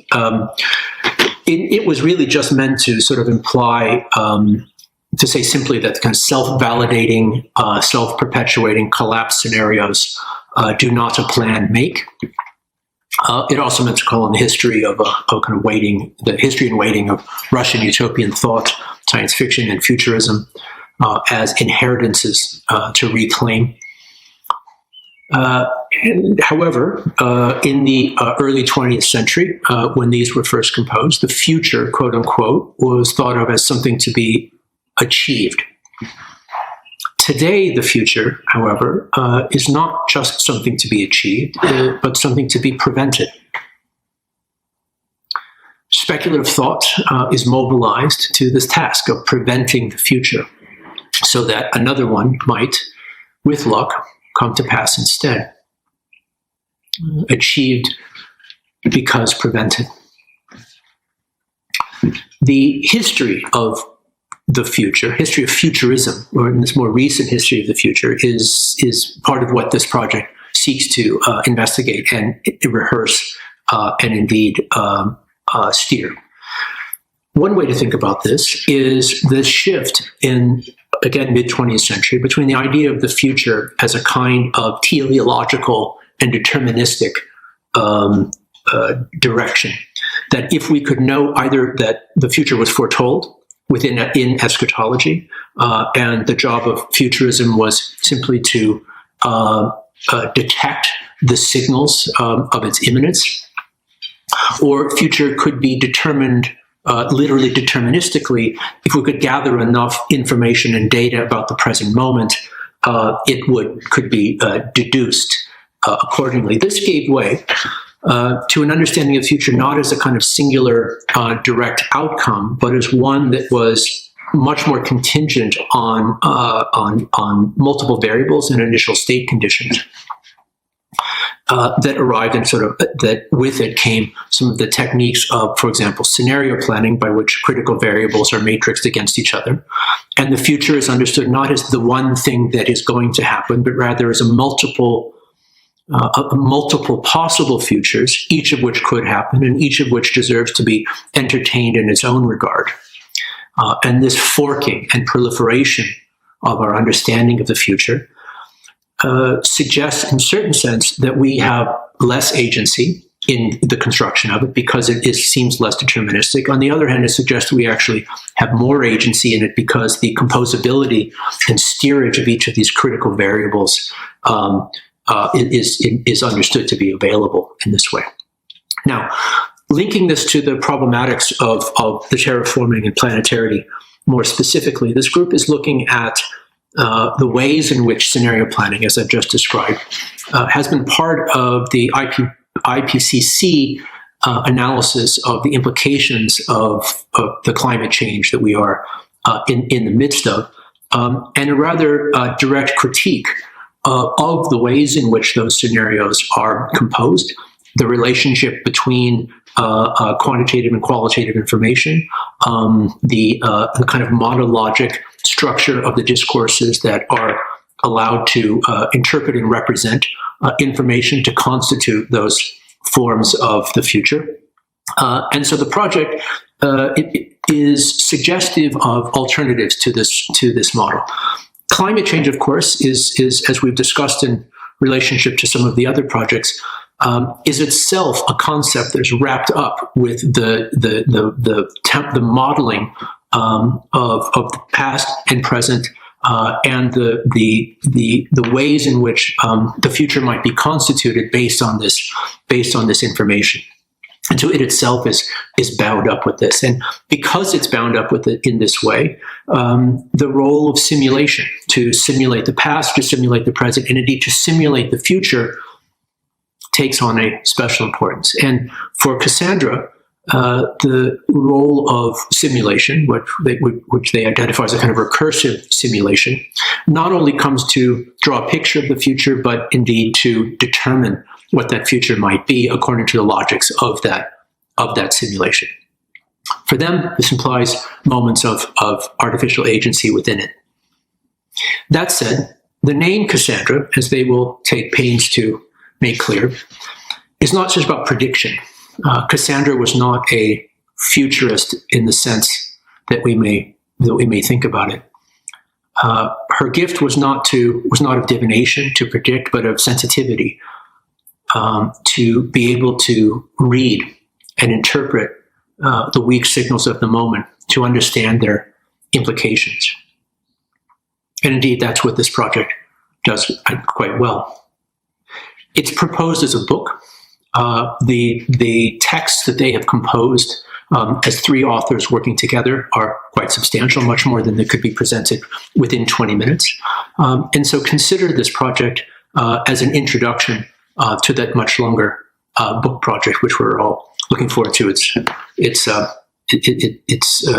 eventual publication, which will be soon. So with that, let me introduce Cassandra.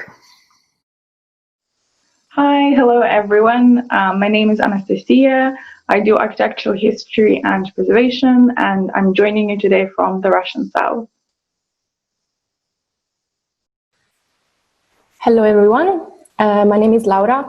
I'm an artist and researcher from Italy, now based in Berlin. Hi everyone, my name is Chiara. I'm an economist and designer and calling from Berlin today as well. We are very happy to introduce you to Cassandra. Cassandra envisions alternative literacies for scenario planning through narratives that are written before climate projections and after climate modeling.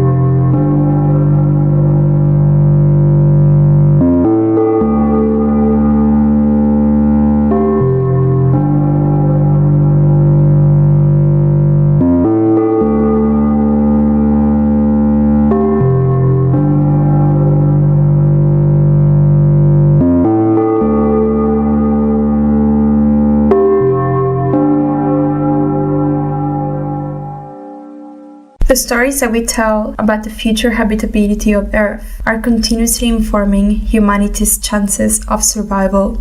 And we're not talking about the stories that are told to the larger public, although they are indeed important, but the stories state institutions, banks, and NGOs tell themselves and each other. These fictions guide policies, laws, CO2 emissions, influence the breathability of the air, and the quality of our food.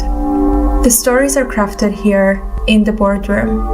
The performance of public commitments, binding signatures, and handshakes leads to delusions about actions which always happen elsewhere in the future.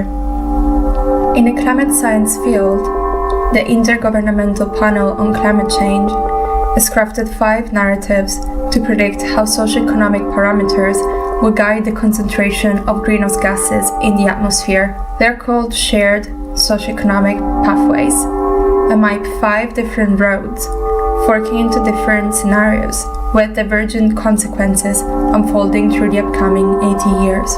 There is a green road, the rocky road, the highway, and so on. The IPCC pathways refer to historically and culturally specific indicators that do not necessarily prioritize the thriving of ours and other species.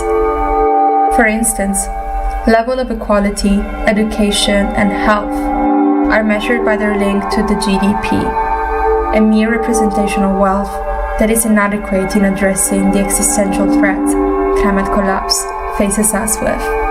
SSP scenario modeling relies on the access and availability of socioeconomic data, which is unevenly distributed across nation-states and regions. The practice of futurology in climate change discourse often takes the shape of institutionalized wishful thinking. The role of scenario planning is to entertain fantasies of success, constantly deferring into the future, to help explain away present failures. Visualizing the future as a branching tree full of possibilities locates climate change into an outside realm, preventing us from dealing with it. The roads and branches are pictured as metaphorical paths that, it is suggested, we can choose to follow. The reality is more complex than that. We have already crossed some of the thresholds that will trigger non-linear and abrupt environmental change, also known as planetary boundaries. What is more interesting than apocalyptic prophecies is perhaps looking at the models that are already terraforming Earth today and think of how those can be made operational. The linkages between present, past, and future manifest themselves in what we call governing simulations. They are the models and projections which emerge when separate processes within the material reality are translated into approximate representations of themselves. These models reorganize the material reality in their image, enacting the recursive process in which the simulation governs what it is modeling. We want to look at those models that are already terraforming Earth and take them as the starting point to conceive the future as a recursive and eternal present. We therefore focus on filling the gap between the jure institutional discourse on climate change and de facto recursivity of governing simulations.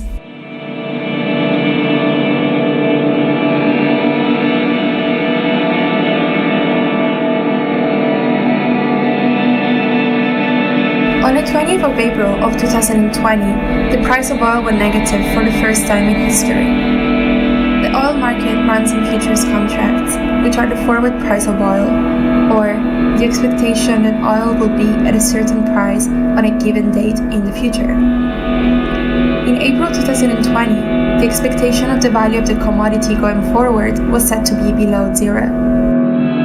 The practical implication of the negative price meant that oil producers would offer to pay whereas buyers money to get rid of the excess supply of barrels.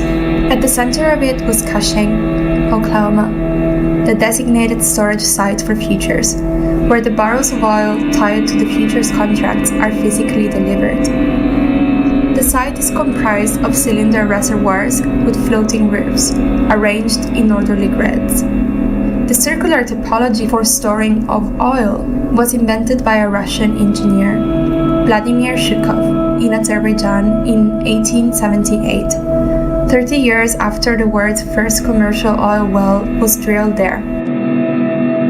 In the early 21st century, hedge funds and other speculators would use drone and satellite imagery to estimate how full or empty the oil cylinders were at a certain point in time. They would use the images taken from above to capture the shadows on top of their floating roofs, which would then inform the future speculation.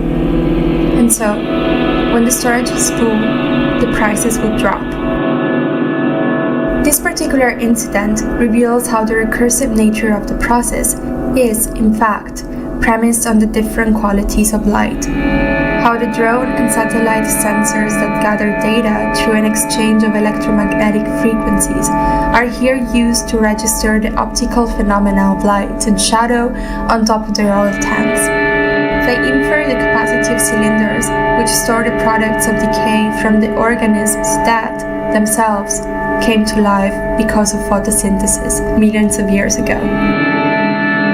The synchronicity of these processes is, however, in contrast with the disparity of scale between the deep time processes of fossilization that made possible the extraction of oil and the speed of light trading exchanges all over the world.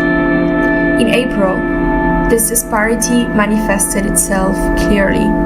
Crude oil went from resource to waste in a matter of hours, and the Cushing storage facility became a dumping ground.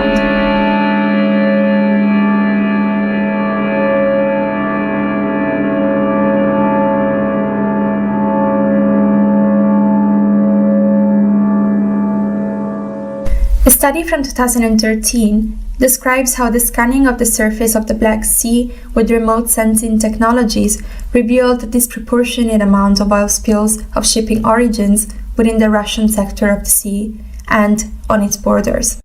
Oil tankers, when traveling empty, carry tanks filled with ballast seawater to achieve the best velocity and stability configurations. The water that becomes mixed with oil particles is then dumped back into the sea, either in authorized discharge zones or legal dumping grounds, to prepare the space later filled with valuable cargo. Sensed through synthetic aperture radar, these oil spills perform as contrast dye used in X-ray exams. They visually highlight where the Russian territory ends in the allegedly borderless territory of the sea, like the coloring book outlines on its surface, all due to questions of jurisdiction, governance, accountability, and value. What happens in 10 or 100 or 500 years when the Arctic keeps melting and the sea level rises? and those oil borders in the Black Sea spill into other countries? Will Russia accept the accountability and jurisdiction over the task of cleaning up those dams because that will lead to an expansion of its territory? Or is it that by then, there won't be any nation states at all to care about the territorial disputes? Access to technologies of extended vision and remote sensing inform the way in which fragments of reality are read and simulated. It posits the possibility of control over a territory in the case it is identified as a carrier of a valuable resource. This recursive relationship between sensing and sovereignty is, however, not limited by territorial disputes. It can determine claims of jurisdictions over a commodity, an ecological phenomenon, or even a metabolic process. The resolution of the infrastructure for sensing and simulation appears within the process of climate modeling itself. The standard average resolution of the global climate models used by the IPCC for its fifth report consists of a 100 times 100 square kilometer cells within the grid that the biosphere is divided into, along the longitude and latitude of the globe. The horizontal model grids also extend vertically up through the atmosphere, where it is broken up into layers that can be as thin as 11 kilometers and down through the ocean. The simulation is then calculated in 30-minute steps to inform past or future climate projections. In the IPCC context, the spatial cell is a representation of balance. What is the biggest quantity of data you can feed into the model before it overwhelms the computational capacity that would be needed to calculate all possible interactions within the dataset? The question then is whether the same precision can be extended into the space between simulation and governance. That is, how do you render the simulation operational so that it can turn into recursive governance? Instead of thinking of high resolution as an abundance of data, we therefore focus on the question of fine-tuning and justification. We think of resolution as a level of precision with which the capture of data is fine-tuned to produce the simulation that are able to govern what is being captured, in a way that will bring the desirable ends in predictable ways.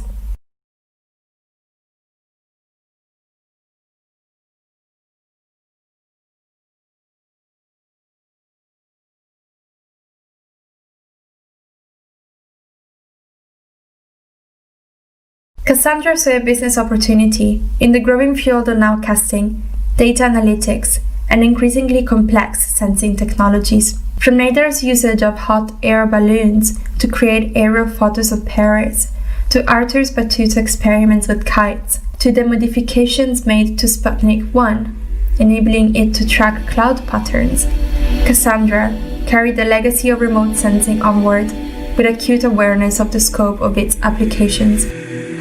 Their first breakthrough happened with the Carbon High-Res project.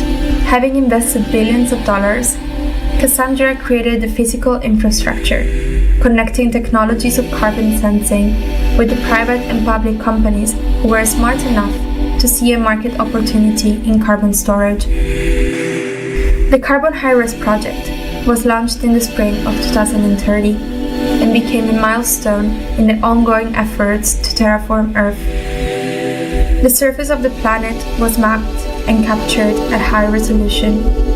From space, now anyone could tell a red pine from scarlet oak. The two species most efficient in sequestering CO2 attained the highest value and were hunted for by competing companies and governments. Now in full operation, the Carbon High-Res is comprised of a fleet of satellites which can count the leaves on a fern, perceiving its stems and margins, veins and venules, and estimate the CO2 that each little element can store with a high degree of accuracy. They run calculations in situ and report back to the decentralized control rooms on Earth, which regulate the price of CO2 in turn. Transitioning away from carbon tax and towards embracing recursive models that rely on high-resolution imagery, Cassandra was behind all of it.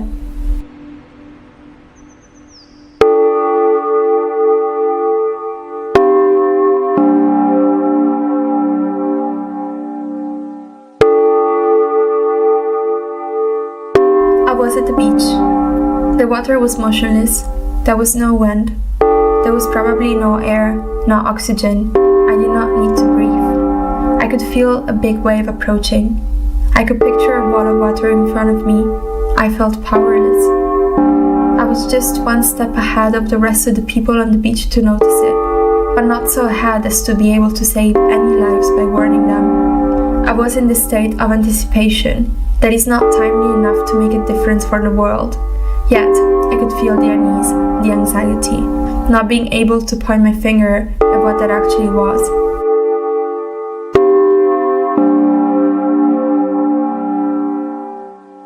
Time has entered a circular motion, and I'm caught in it.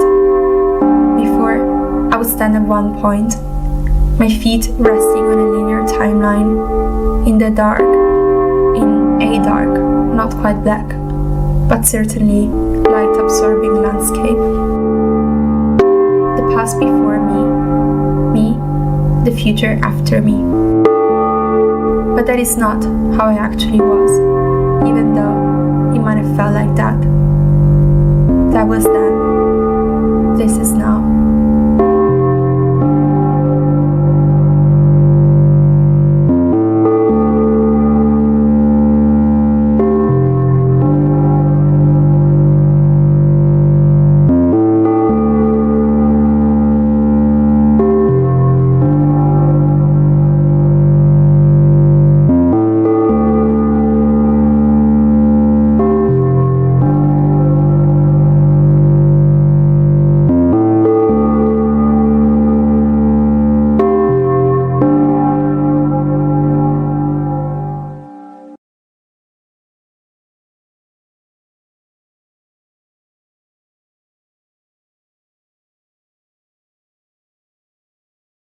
So that will conclude the presentation of projects from the first year of the Terraforming think tank at Strelka.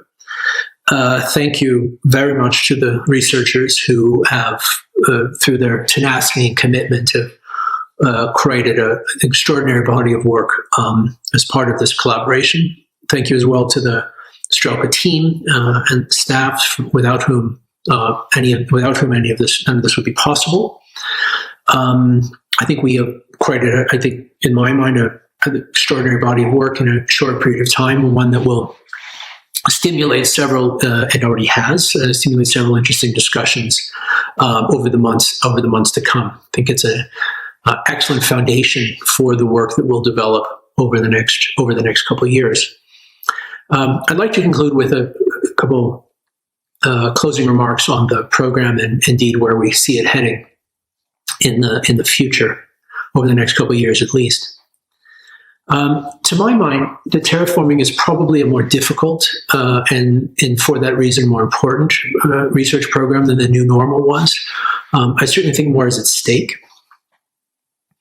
And as I think you've seen over the last in the work, our program is positioned deliberately and unapologetically in contrast with the trend and wave of design populism, and indeed thereby against reactionary populism on anywhere on the political stage as well, and which we would define, at least within the context of our discipline, as something like the self-satisfied common sense that design and designation must be guided above all by simplicity and obviousness and usability, plain talk, even if, or especially if, at the expense of complexity, nuance, effectiveness, ambiguity, expertise, planning, and a truly and genuinely planetary scope.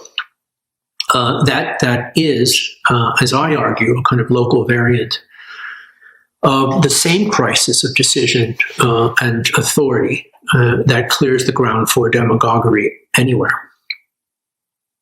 I hope that the work we've seen over the last couple of days has shown, among other things, that the difficulty is worth it.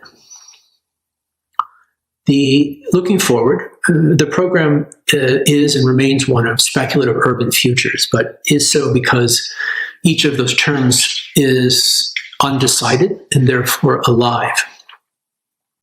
The speculative, as we the speculative, as we refer to it, doesn't refer to sort of something that is whimsically creative and open without constraints or limitation, but rather to something, in a certain sense, the opposite of this, something that is so functional and necessary, even if also extremely unlikely, that it makes the conventional schemes, however likely they actually are to be repeated, seem insane by comparison. And I think this is, in fact, all of our general predicament. Not only is business as usual psychotic, but the normal gestures and genres of concerned response are deeply neurotic and sometimes even delusional. Other ways are needed. Next, the urban, as we have in this phrase of speculative urban futures, belongs to more than just planners and developers. Cities that take shape as the historical layers of collapsed real estate schemes may be the norm, but the pressing reality should force a redefinition of what we mean by urban form as such. Cities are never separate from ecologies, and they are ecologies, and ecologies are part of the urban question, and both must be composed as such. So, last word. The terraforming as an agenda, as an intellectual agenda, is respectful of priceless, genuine alienations. The plan for an alternative artificial planetary is one that is geographic, because it is geopolitical, because it is geoeconomical, and because it is geotechnological. That is, we would want to offer a definition of planetary that is inclusive of all of its artificiality, rather than what is left over after subtracting all of that from some metaphysical ledger, as others would have it, as others who offer alternative definitions of planetary would have it. That condition, the one that is actually conclusive and predicated on the artificial, is the condition by which anthropogenic design takes place, by which anthropogenic response to climate change can be given traction. And it is also the name of what that design must properly bring about. It's both at once. That said, planetary cannot be imagined in opposition to plurality or heterogenesis, especially as the latter is sometimes over-associated with the grounded, the local, the vernacular, and a valorized vernacular, and unique experiences of historical pasts. That is, while each of us may look back upon separate pasts that indeed set the terms of our relations, we will inhabit conjoined futures. And that's the binding that's the binding of a universal history, that conjoining, if you like, that is of most concern, ultimately. It's one that would not be formulated by the local idioms of Europe, or America, or Russia, or China, nor by a kind of viewpoint collage of reified traditions and perspectives, but by the exceedingly and irreducibly difficult coordination of a common planetary interior. So once more, it's not that the planetary scale, computation, mediation, astronomy, observation, and so forth, brought the disappearance of the outside, caused the disappearance of the outside. Rather, it revealed again that there never was an outside to begin with. So I'll leave you with that. Thanks very much for joining us over the next couple of days. We look forward to hearing from you. Invite your participation in the program in the coming years. And once more, invite you to go a bit deeper into our thoughts on this with the book. So once again, thank you.